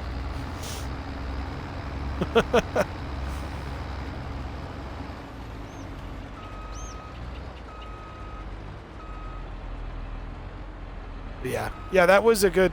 I hadn't realized how many... There must have been several updates since I saw Phasmophobia last, because there was like a ton of stuff that I just had no idea what was going on.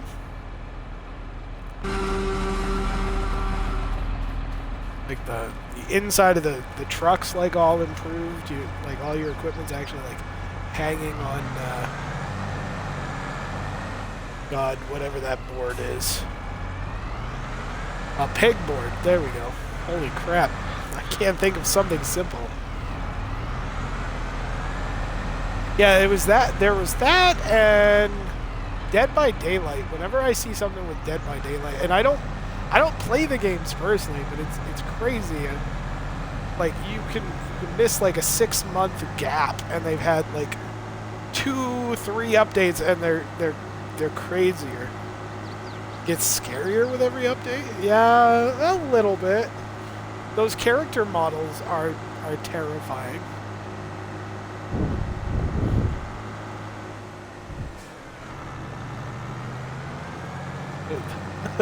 Some of those character models are still like the same thing from like the older patches, but they're still terrifying.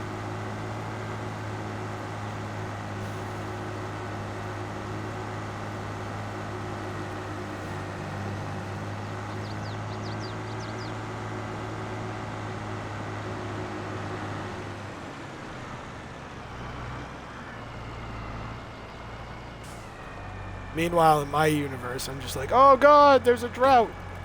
It's horrible. These crops aren't growing well enough in that soil type. And everybody's like, ha ha, look at the nerd. So, that's how I feel. I like watch a bunch of cool games, but I don't play the cool ones. I play the ones that I think are cool. It makes me feel old every time because I realize it's like, man, I have all these cool games, but I never play these ones. I play this one all the time.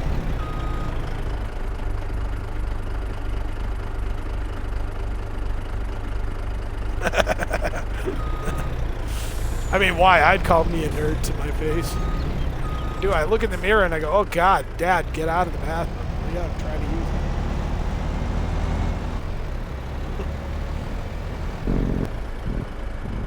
I feel a little better these days about it, though, because it's like, at the end of the day, do you want to play something that stresses you out, or do you want to play something that relaxes you? I've gotten to the point where it's like, I need the relaxing stuff, and honestly, this stuff is a lot more relaxing. I've been playing a little Skyrim, and I haven't played Cyberpunk in a month, but that was another one that I picked up and was playing in between work, because I could stay awake while playing it. Sometimes in Farm Sim, I come home from like work and I want to play it, but I'm just so relaxed and tired at the same time when I'm playing this that I just can't do it. I like fall asleep at the wheel. Yeah. No, I need the more exciting stuff when I'm having an ultra tired night, because I'll like fall asleep at the wheel of the tractor. And I'll wake up like 3 minutes later, like up in a tree with the damn tractor, and you know, that's half the reason that I don't end up streaming those. I should stream the tired as the Dickens stream, where I just like fall asleep at random and people get real ticked. I have this YouTuber I used to watch, or a YouTuber that I watch on occasion now, used to watch more regularly before I became employed. And he fell asleep one night during like his stream because he's just like a commentator guy, and he literally just fell asleep on stream, was like snoring in the microphone. Everybody was poking fun. I think it was like an hour and a half later before he woke up. He was like, sorry guys.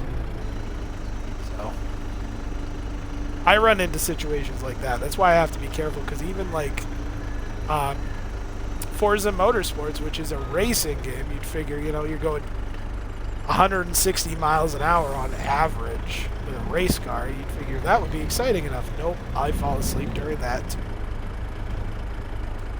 And it's not like I'm bored, I just, like, I have, you know, arthritis. That arthritis comes with that extra fatigue that everybody loves. As I know you're well aware with the health issues that you face every day. But it's like, even with that, it's like just, like, we had a cold snap here. Well, I wouldn't say a cold snap. Cold snap's a bit extreme, but we had a drop in temperature and humidity. And I slept till 11 a.m. this morning. I can't tell you the last time I slept that late before today. Because when it cools off, typically in September, that's when I start sleeping again. Normally I have insomnia that just keeps me awake pretty much all summer, even when I'm exhausted. And the moment it cools down and the humidity cuts and I'm comfortable again, forget it, I go to sleep.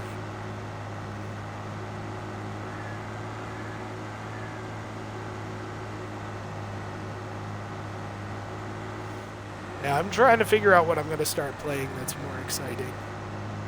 Because I dropped World of Warships Legends. Because I had a literal week, not last week, but the week before, where I just literally kept getting toxic messages like all week. So I was like, nope, I'm not doing this anymore. This is literally like a dog pile of toxic crap.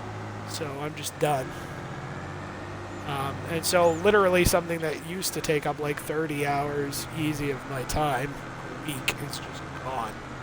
So it's good in a way because it's getting me away from the Xbox. It's also making me play a few things that I haven't played in a while. So I can't complain entirely. It's actually kind of helped out. But that's like play the same game for like 3 years straight. And it takes up a lot of your time. And it's like all of a sudden it's just not there.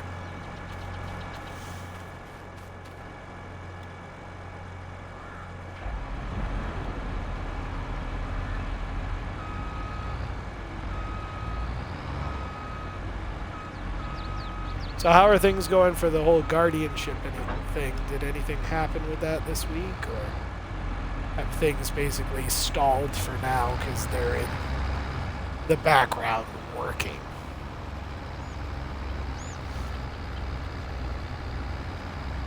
Of course, I'm asking these questions. She's probably dumped out.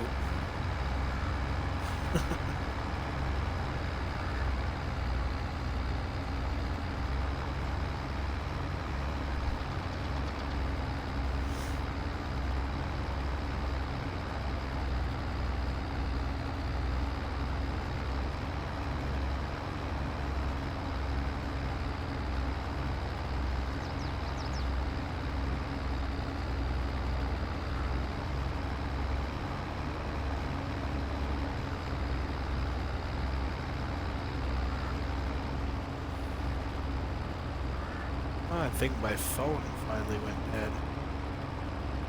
Oh, that's cute. My phone went dead. I'm sitting here. My phone's partially how I monitor everything. And here it is.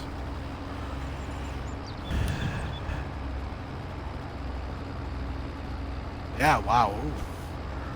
Dead cell phone. That doesn't happen to me very often.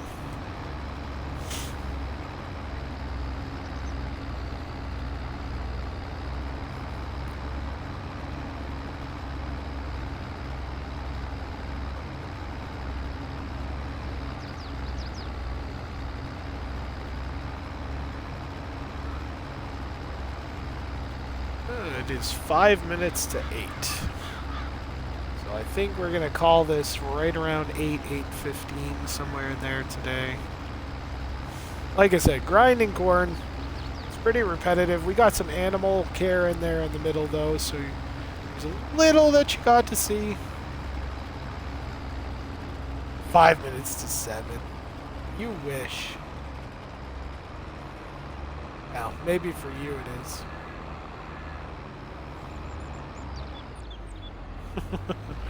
I've been at this for 4 hours, 14 minutes, 30 seconds right now. It's been a longer stream. I'm impressed. I'm impressed even myself right now.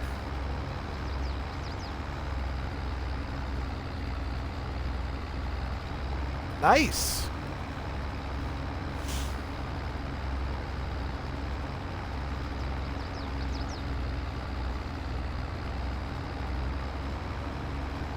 Fireworks are always nice. I'm having to keep the party vibes under control. I've got a kiddo turning 13 next. Kiddo turning 3. Wow. I don't need to lose 10 years. Turning 3 next week. Next weekend, as a matter of fact. And my wife and I, about the same. Thanks. I was really hopeful it would be different. Thanks a whole bunch. Nothing like dashing my hopes to the ground.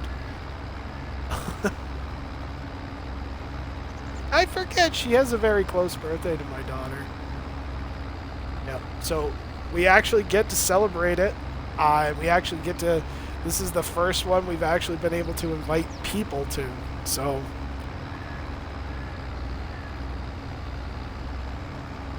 The bonus ducklings is August. Well, busy couple months for you then, huh? Are you just gonna get like a bonus pile of food for her, where she just constantly eats? I mean, that's exactly what teenagers are supposed to do, so I don't expect anything else, but from the way you make it sound, she out-eats all of your children combined. So.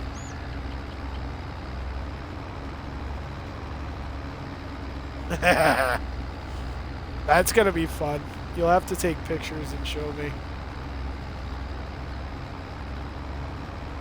My daughter didn't do too much smashing on hers. She meticulously ate the crap out of the frosting, though.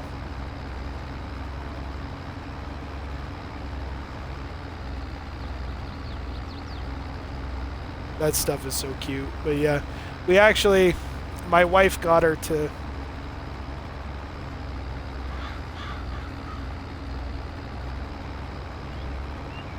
Yeah, that's so hard. Like, obviously you don't want to waste a bunch of extra food, but at the same time you don't want to be like, oh my god, you couldn't finish your meal, you're a bad person.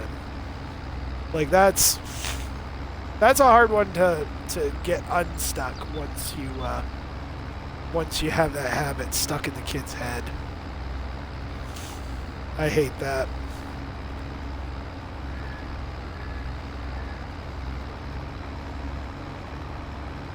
Well, that's convenient.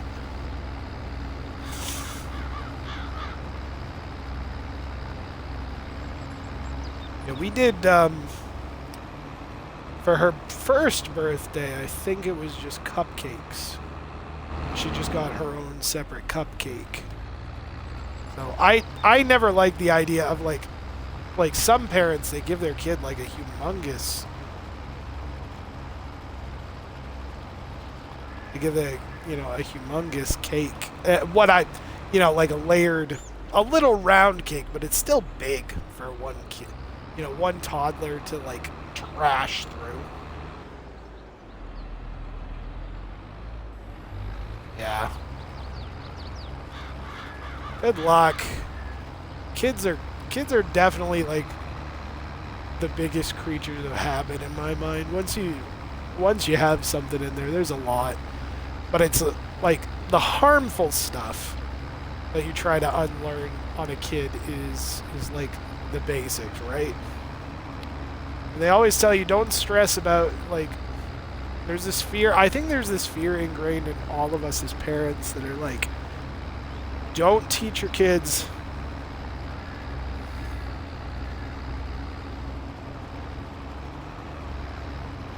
oh, that's cute. Don't teach your kids, like these bad habits, or don't do what your parents did that gave you complexes. It's like we're always going to mess our, no matter how well we think we're doing, there's always going to be that one incident that our kids hold on to that they carry on that we don't think anything about, but it messes them up with something for their entire life. And then they carry it anyway, even though it didn't seem like a big deal to us. It was a huge deal to them, and it made an impact. And it's like, I think the thing that you try to do as a parent is you just try to mess them up less than your parents mess them up, you know? It's not that you're not perfect, you're a human being, so there are things you're going to mess up on. So you might as well come to accept it and just be like, nope, that's okay. I just have to try to mess them up less than I got messed up, you know? I like that caterpillar cake. My daughter's finally at the age, of course. You know, Avie is finally at the age where it's like she's communicating enough to get by with us. And my wife asked her what she wanted for a flavor of cake, right? It's like, what do you want for a flavor of cake? And she's like, obviously she was contemplating it. My wife went down through this list, and I guess she hinted at lemon. So she wanted lemon, and then she ended up wanting a rainbow design. So it's going to be like rainbows and unicorns for everything on her birthday. But yeah, it's gonna be. We have a party store in the area where we can actually pick up like party supplies, and certain things are cheaper. Not all things, mind you, but certain things are cheaper that you can get there for themed stuff. So we went over the other day and picked up a bunch of stuff on Wednesday. And, my in-laws are gonna have it at their house just because they have a wide open floor plan for their kitchen, living room, and dining room. They're all in one big open kind of vaulted ceiling area, so it'll be easier to kind of do that with a crowd of people. But yeah, got some decorations and everything, and of course, you know,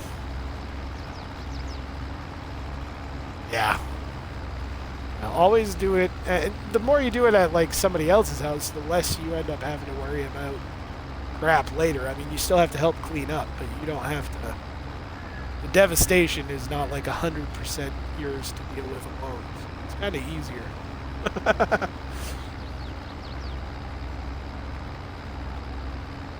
Oh, that'll be epic. Have you guys seen any temperatures lower than 90 degrees this month so far?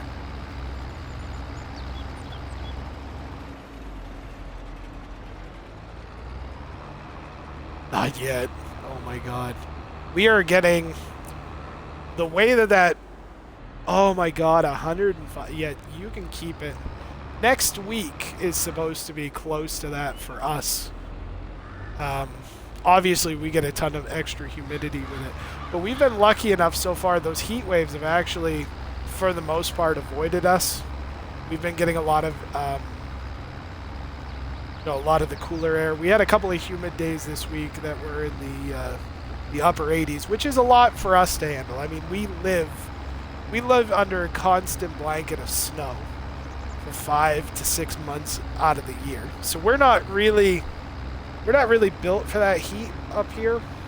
And so we had a couple days in the upper 80s, close to 90, and it was like, oh my god, it's so miserable. You know, I don't like when it hits hundreds up here, just because it is just so humid. Everything gets so sticky. We haven't even put the AC units in yet. That's how under control things have stayed for the most part. Because we've been getting a lot of the cooler air has actually been dropping down from Canada. So we've been getting a lot of cooler, drier air. It was like 75 and crisp today. It was beautiful. I have the windows open in my den. There's a breeze coming in right now. I can't imagine. You guys spend the extra money on the electricity to run the AC units. We spend it on the extra heating oil during the winter.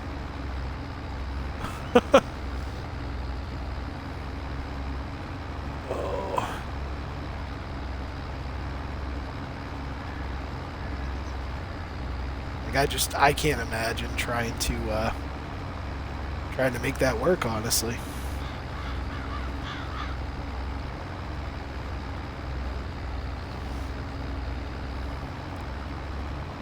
Meanwhile, on her side, she's cursing me out because I'm talking about 75 degrees and comfortable.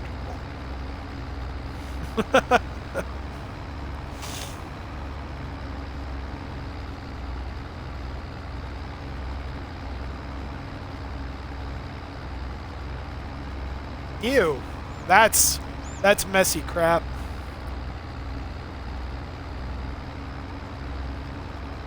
So there's probably a clog somewhere then, huh?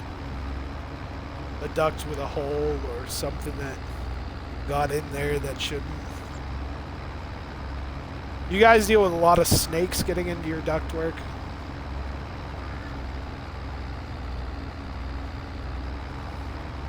Well, I'll let you know when I see it. My phone went dead not too long ago. I just plugged it back in, so. And I don't, to be fair, I don't have Discord on my computer. Which is... Okay, well, I mean, mice are everybody's problem, right? See, I've never been to Oklahoma or Texas. Those are actually a couple states I've never managed to get to. And I'm not really into much of, yeah, I think everybody gets a few reptiles in the house. We get those stupid garter snakes in the house on occasion down here. They'll go into the basement. But, I mean, you guys have things like rattlesnakes. I don't want to deal with that. But I've never been down into that stretch, that neck of the woods, you know.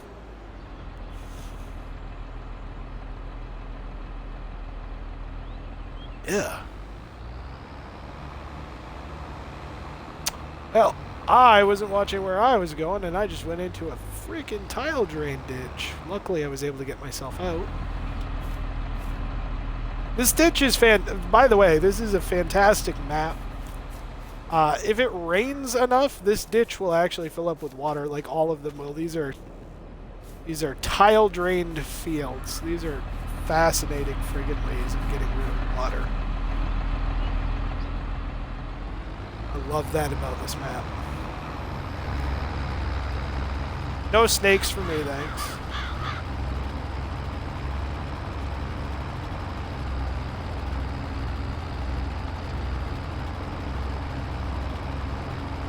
Well, that's like the best coincidence for that. Like, that is literally the best outcome you could have for a copperhead in your damn room.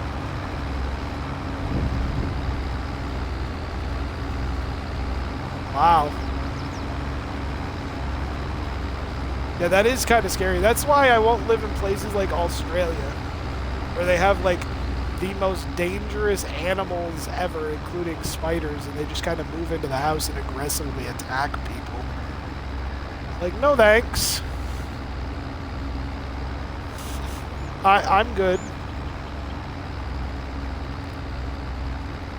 I, of course, lived in Nevada for a while, so I had to do things like... I had to do things like shake out my shoes to make sure there weren't, like, bark scorpions in them. That was fun. Like, I didn't live out in the desert too far, so you shouldn't have to worry about that. And bark scorpions will only make you sick. They won't typically kill you. But, you know, because of the fact that the sting is painful and because of the fact that you'll get sick, I literally always, I always shook my bedding out, and I always shook my shoes out before I put them on. I was absolutely friggin' paranoid.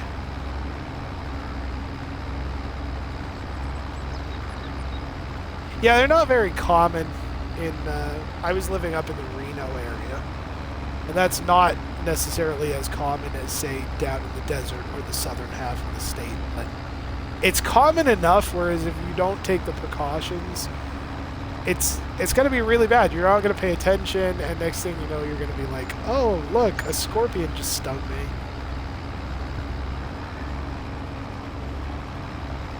I don't know. It's like people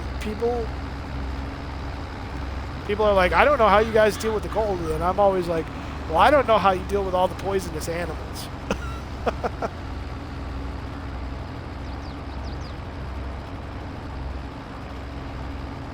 Yeah, but the advantage of like a wolf spider, for example, is a wolf spider, even though it may have moved into your house for a bit, a wolf spider will never reproduce in the house.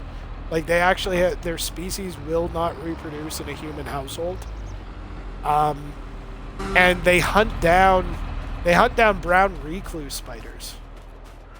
Wolf spiders are actually really useful. Wood spiders, I assume, are like what we have here in Maine. We have a spider we call the pine spider. It lives in wooded areas, and they're as big as like small mice, and I've only seen them a couple times, and it freaks me the hell out. But wolf spiders, luckily, they're not venomous, and they hunt those brown recluse spiders, which are like the absolute nastiest spiders that you can basically have in your house in America. So typically I don't have an issue with them. We get those, I don't know if you've ever seen them. I don't know what they call the species, but they're the species with like really, really slender bodies and like translucent legs, and they just live in barns basically. And I'm dealing with those all the time in my den, because the den has a drop ceiling, and they like to try to go through the lighting in the drop ceiling. They're annoying. They're not anything to be worried about, but I can't stand the idea of like smacking my face into one of those things.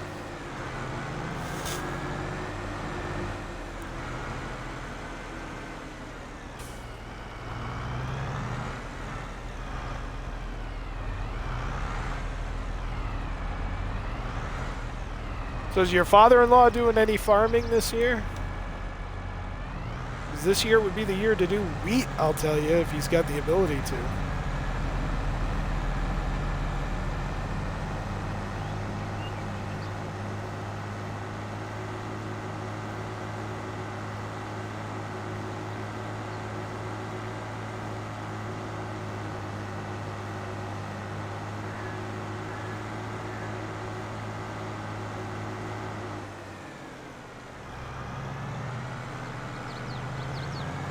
Well, I'll tell you, any of your relatives have wheat fields this year, they'll be making some decent money off of those.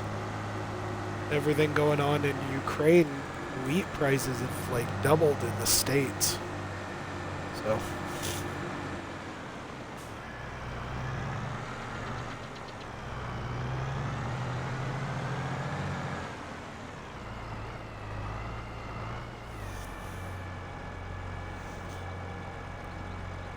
a lot of people hire out for field maintenance and work. It's easier. I mean, you get to keep the fields, but at the same time, you're not 100% responsible and in the fields 40 hours a week.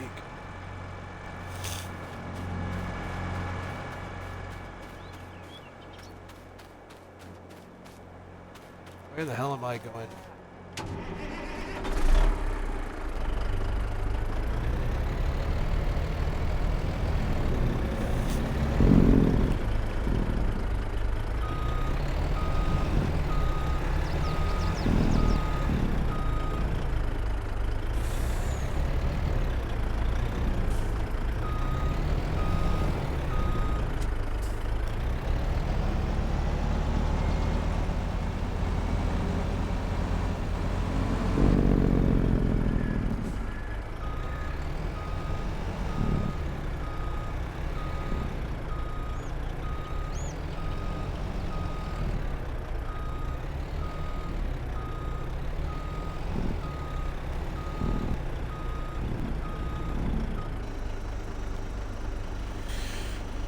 Oh boy.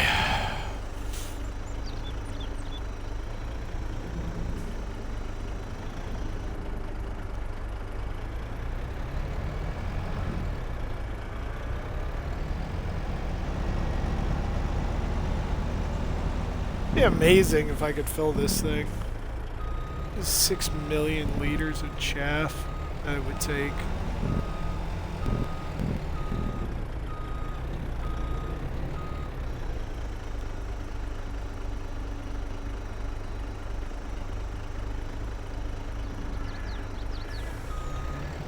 We're at 3 million now off of 2 fields, and I have 2 more fields to go. I'm not even done the second field. Oh, I got a tickle in my nose. My hay fever has been so bad this year. I don't know about you, but my allergies have been ridiculous.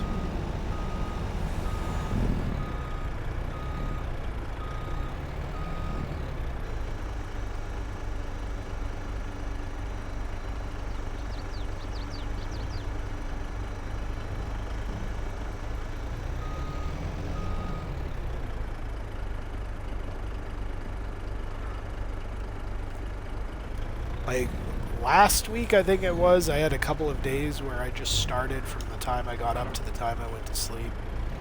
And like anything that works puts me to sleep, so I can't function. And anything that, obviously anything else that doesn't put me to sleep doesn't work. So I just let my nose run and I sneeze 500,000 times in a day. And figures the guy who's the biggest enthusiast about farming can't friggin' walk into a hayfield in the summer without like sneezing his head off, right? There's a certain irony in that.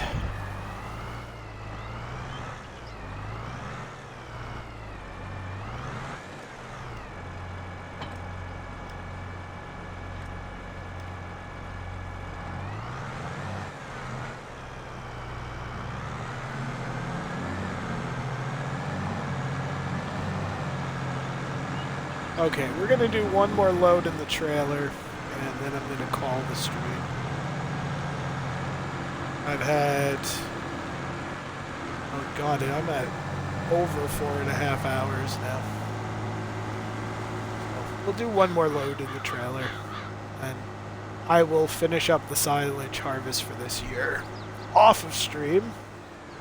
Hopefully we have some new maps to look at over the next couple of weeks that'll actually jive. I'm thinking, Mama Duck, this isn't a definite yet, but I think I'm going to look at all the mods that have come out for different tractors here, and if I'm lucky, I may be able to do a farm with all pink. There are a ton of modders now that are coming out with tractors where you can change the color palette entirely.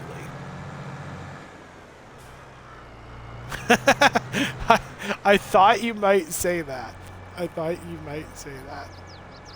Because every time I see something where it like allows you to do like a bright pink, I'm like, oh, Mama Duck would really, really love that tractor. Mama Duck would love that. How's your ranch simulator going? I know you said you had started playing that. I think I've seen that a couple of times on a few different streams from other people. You probably haven't had a chance to play it since you told me you played it like twice.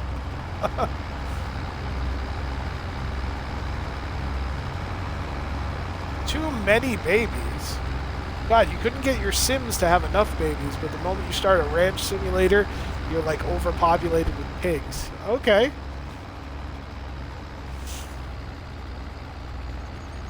That's cool. Sauce. So, are you turning the piglets into sausage or just the adult pigs? Sorry, I really couldn't help myself with that question. Oh, you know what? You turn the piglets into little weenies, not sausages. Sorry, weenies. The adults get turned into sausages.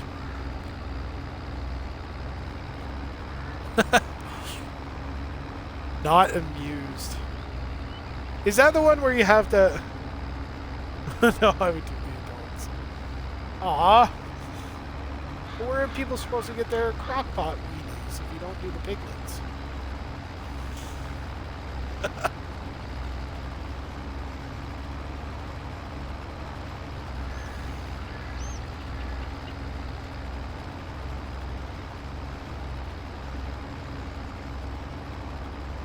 but that's not amused.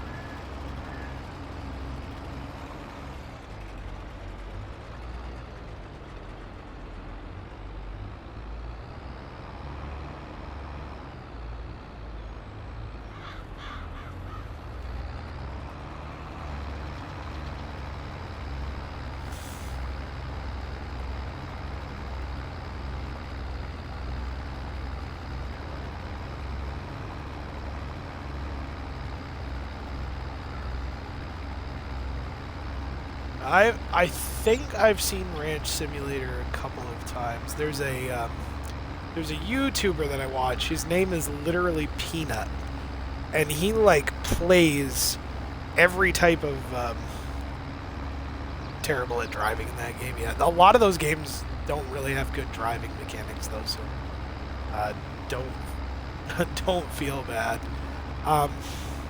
Anyway, there's a YouTuber I watch. His name's Peanut. Literally, that is his YouTube handle.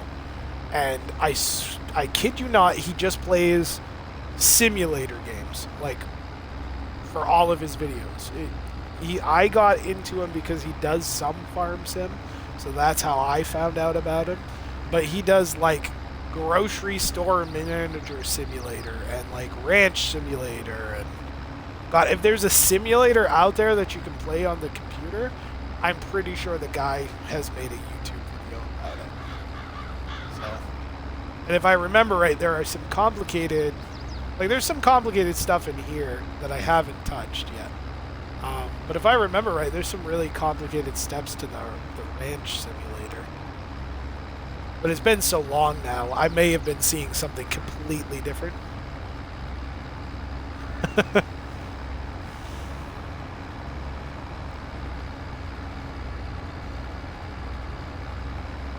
I would totally play more if I had more time, but I just don't have the time. Like, my kid's gonna finally go off to school, and I'm gonna, like, earn $1 million somehow, and then I'm gonna be able to sit on my butt all day. But, I don't see the $1 million happening. So. I just stick with the one simulator that takes all my time. Sim games can be fun, though. And I do like, it took me a while to get to the point where I was really liking this game. But I have been really enjoying this game lately. Yeah, I know you had mentioned you had been gifted that.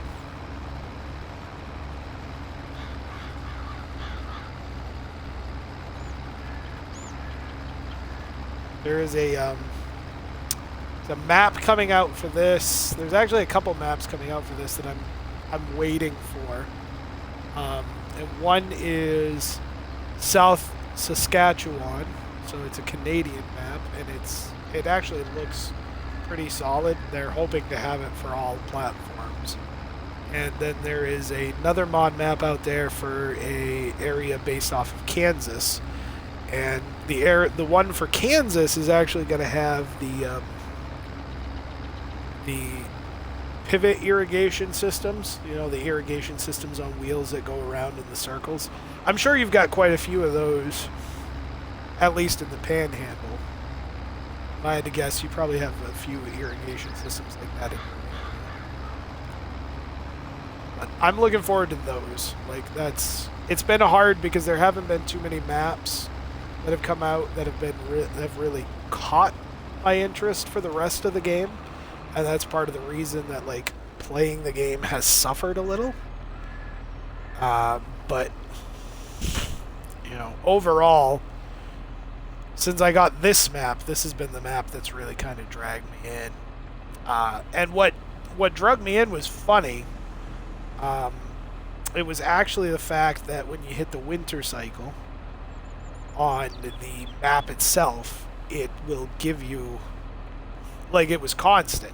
It wasn't just like on the regular maps for this game, when you hit winter, it'll like snow in the morning and by noon it's like gone, and it's like, well, that's not really accurate to like the areas I want to farm in. And then of course we get this one. This is Frankenmuth, Michigan. And Michigan gets a decent amount of snow during the winter. And it started snowing in like January. December it didn't really stick around. January it started snowing. It didn't lighten up. It didn't melt off the ground until we were into spring in the calendaring game. It was like, okay, this I can get used to. I literally, because I was playing a lot of this when I first started playing this map, I was playing a lot of it. And I think I spent probably 6 or 7 hours just like using a snowblower attached to a tractor. Like, that's how crazy it was. It made me feel like I was actually living my normal life in winter. But that's kind of where I'm at. Other simulation games, I used to play a lot of flight simulator games. And I've always wanted to really get into like one of the military simulator games for a little more action-oriented stuff, but those guys are intense. I mean, they have like a whole system set up that's supposed to be like real live radios, and they talk in the military jargon, and it's like I'm really not that diehard. I'm good, thanks. I'll go till a field for an hour. Thanks anyway. So there have been a couple others that I've wanted to try, but I don't know. When you have limited time, you kind of just pick and choose.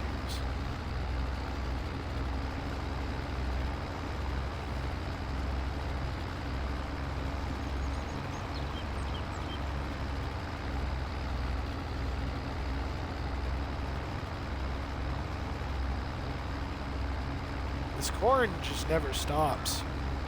I've got 2 more massive fields to take care of. I'm gonna have to slow down the in-game clock and like everything to get this all done.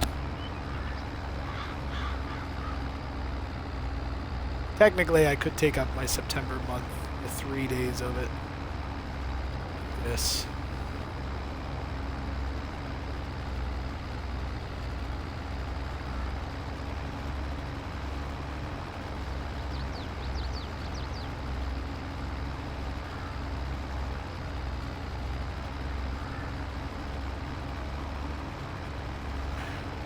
Oh. 53%.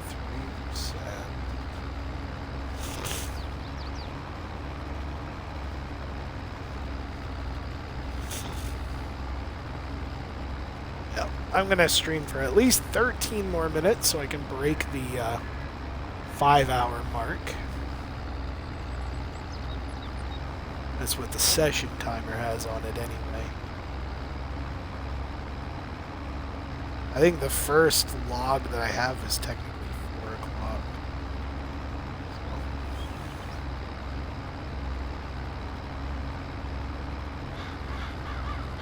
I'm sorry, I hope you don't feel awkward in these streams. You seem to be the only one that catches them live.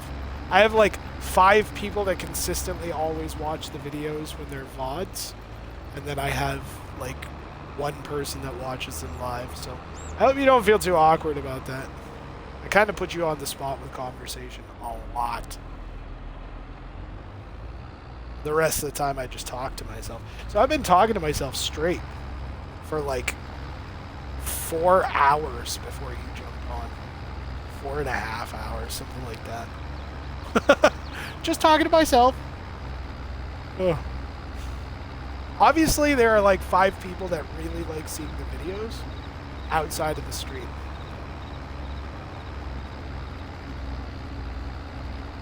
Oh, that's fine. I didn't really, like, it was a lot later than I expected to start, too. Like, I wanted to start earlier, but my whole weekend, like, the plans completely flipped and changed. And I didn't want to do it tomorrow, because tomorrow is actually, like, Sundays are actually a good day. For some reason, whenever I do a stream on a Sunday, I actually pick up, like, random people that have never viewed any of my crap before, and they stay for a while. But Sunday, tomorrow, will be 12 years that my wife and I have been together since we started dating.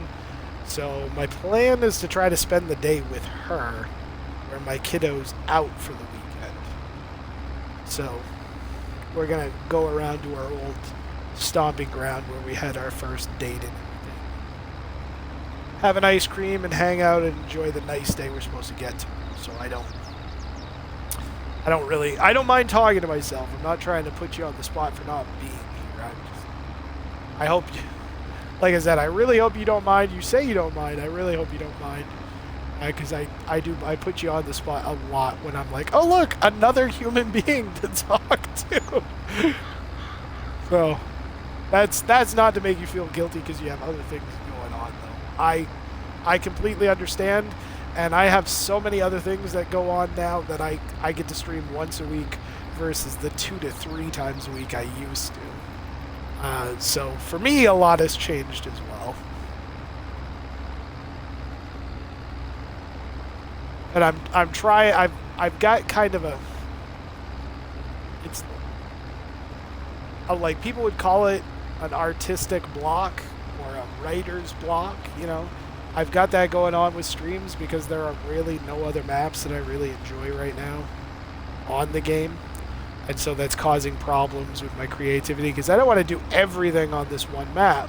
So it's like trying to figure out what I'm doing on another map, and I've been playing a few other maps at random with a few other pieces of equipment that I don't usually use, and it's just been a struggle all around because I wanna put out some higher quality streams, and it's like today my light stream wasn't working, so I'm just streaming directly from the console over to Twitch, which isn't bad, but I don't get my pause screens, I don't get my intro video, or my intro countdown. I shouldn't call it a video because it's definitely not. But I don't get that extra stuff when I'm doing this. And there's some way to do it through Streamlabs now, but you have to link like your account to this and that, and it's like, I haven't had time to sit down and do that. I keep forgetting to like upload all my videos to YouTube, so I've literally got to make sure I go into the video editor today, when I get done the stream here in a few minutes, and literally make sure that that gets done. So there's a lot of things I've been like slacking on lately just because I haven't had time. So don't feel bad that you weren't around earlier. That I can understand.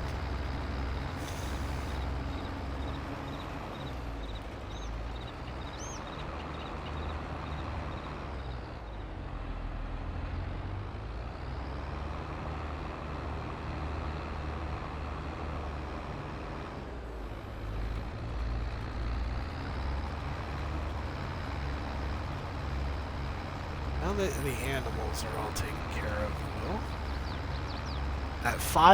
that John Deere 5E worked out a little better than I thought it was going to with that mixer. So we're probably gonna either retire that other tractor to the shed. Maybe we'll use it for some hay duties. I don't know yet. Got some Kubota equipment on the farm now.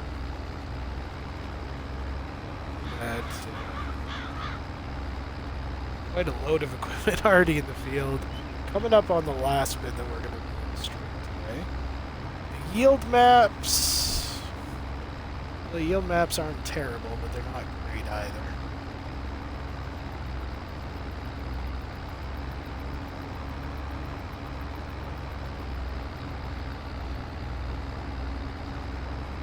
As you can see, we're wearing down this cornfield slowly but surely. We can actually see the other side of it.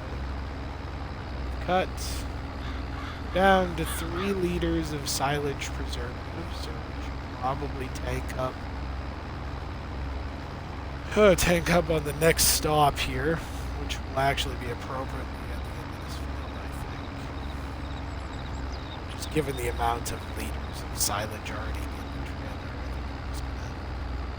Whatever we get at the end of this row, if we make it, will be it for us, because it'll be too close to full to go back down anyway. We're at 92%. We've still got a huge stretch left. This John Deere 8000, if we end up having to grind, if we end up having to grind up the corn every year like this, instead of like every other year, depending on how much they eat, we'll probably upgrade to the 9,000 or we may even look at the Fed Katana as an option. I'm not opposed to breaking away from John Deere on this map. This is kind of so I don't know how much we'll.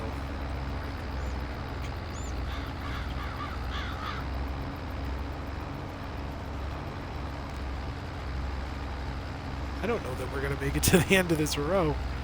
I thought we'd at least make it to the end of the row, but it looks like we're going to actually fill up. Really? Yield maps got us down. Let's take a look at this row. This is doing that stripe thing again. Okay. So the yield map has us in the 70th percentile range right here. It was green for a good strip over on the sides, light green into the 90 to, well, 90 right up to 120 to 125 percentile range. All right, have fun with your friends. I'm getting ready to get done anyway, so thanks for hopping in. I really appreciate touching base with you. And, you know, maybe one of these days I'll have another day off ahead of a stream that you do, and I'll be able to catch it again. So don't forget, Tuesdays are a great night. Have a good one, Mama Duck. Thanks for hopping in.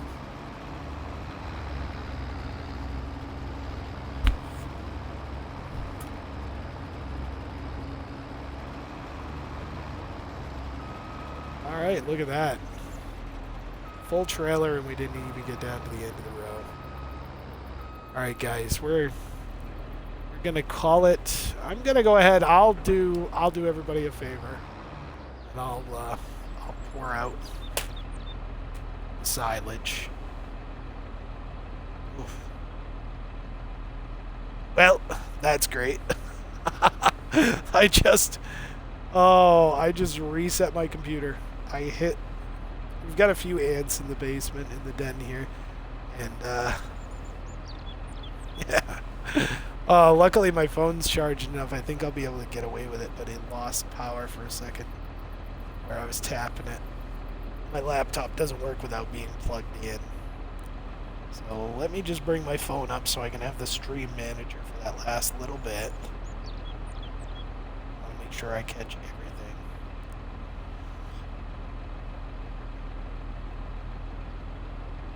There we go.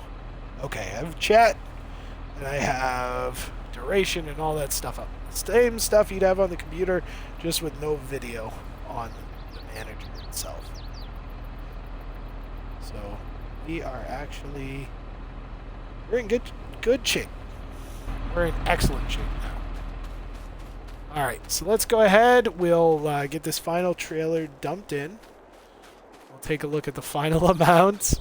My poor computer's like restarting hardcore now, which means I've got to pay attention to what I'm doing and make sure I actually restart like I want. If you're wondering why I leave the tractors on, it's actually a common practice with diesel engines to do this. If they're going to be working in the field and they're not working 100% of the time, it actually is easier on the starting mechanisms as well as the engine itself and the mileage to just let the starter idle. Maybe when they add some environmental scores in, with run times on engines and stuff, who knows?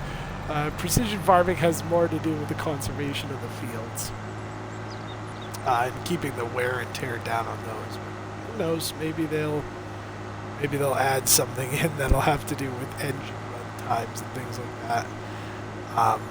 I know the last thing people want to hear is that idle your diesel engine, you know.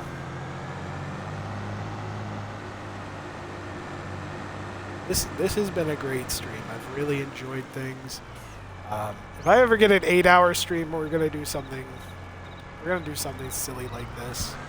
And I either have a ton of fields to get done. In which case I may shut some things like weeds off I'm gonna pull the tractor right up to the side of the barn here. I'm gonna shut this off. This has been great. I've really enjoyed this. This is not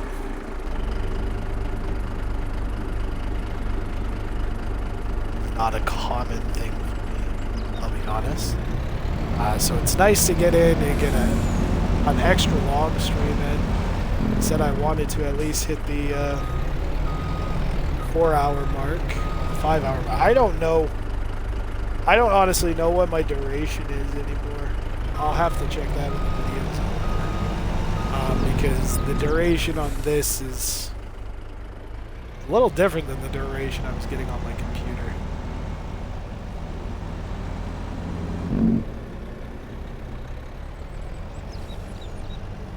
We'll get this last pile of silage. And nobody wants to see me pack a bunker with this much silage in it anyway. I mean, look at it. It's down to 10% compact. Normally when you're compacting this stuff, you're packing in the layers as it's being added into the silo. So I can only imagine. I mean, we're sitting at 3.3 million right now, and that's about to go up to 3.5. It may even go up to 3.6 million. We may actually fill this bunk. When we fill this bunk, I may do like a 15-minute video clip. Just puttering around the farmyard or something and just showing the bunk.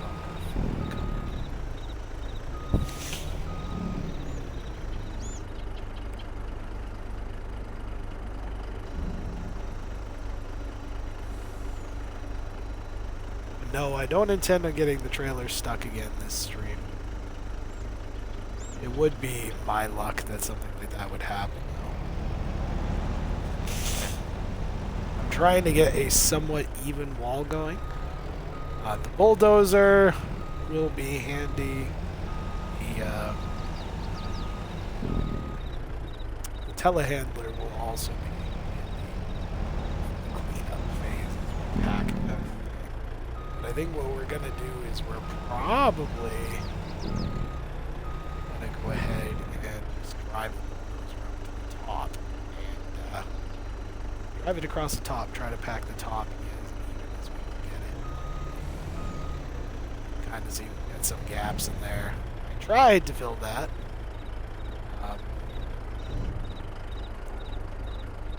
Wow, that actually... Okay. Let's detach. I'll get my back parked over here. And we're gonna have the last little bit of conversation here to end the night. So Frankenmuth, Michigan, you can see our birches and our hardwoods. The leaves are changing over in the September cool down. Light shifting should be happening soon. In fact, it's already started to happen, but as you can see, we've got quite a bunker here. We've got 3.56, so 3,563,920 liters are currently sitting in here of chaff. This is a 6 million liter bunker, and quite honest with you, at the rate we're going, I would not be surprised if we manage 6 million liters of silage. If we do that, I'm also going to be honest with you and say I am probably going to take a large portion of the corner of this field over here, get a large enough, a sizable loan, and we're going to probably turn this into a biogas facility, and we're going to load it up. And we may get a processor with a manure catching it, because look, we're at 8,500. These cows, these 48 cattle alone produce like 1,000 liters of manure a day. I do like the beef. The beef are going to be interesting. I'm going to watch some tutorial videos on it, try to figure out how all of that works. Beef has not been something that I have ever done, so it'll actually be cool to see that in earnest.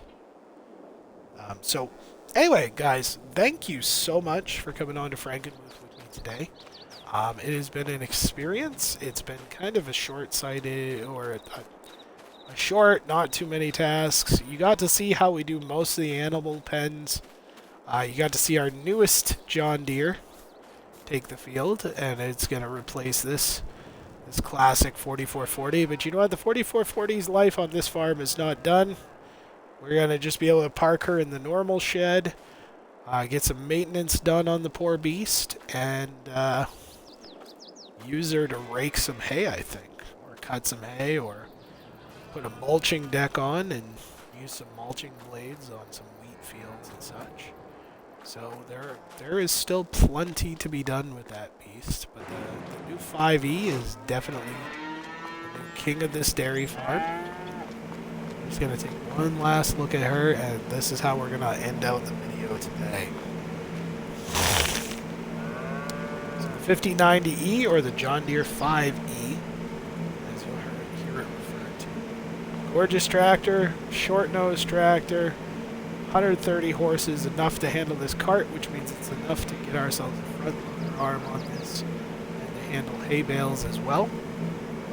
We'll actually get some spikes on it between episodes, and we'll see if we can't bale spike some Heston bales and see whether it can handle the workload or not. If it's going to handle the workload on the Heston bales, it's going to be able to handle anything I need it to handle. This is definitely plus. Enjoying this a lot, and I can't wait till the next episode, guys. Hopefully Tuesday night is what I'm shooting for. I'm not here on Tuesday night, though. You know, something either came up or there was just not enough energy in my life to produce a stream. But that is Frankenmuth, Michigan, and this has been another stream by yours truly, LCDRAARon. You can just call me AARon for short. Thanks again, and have yourselves all a wonderful evening and a great rest of your weekend.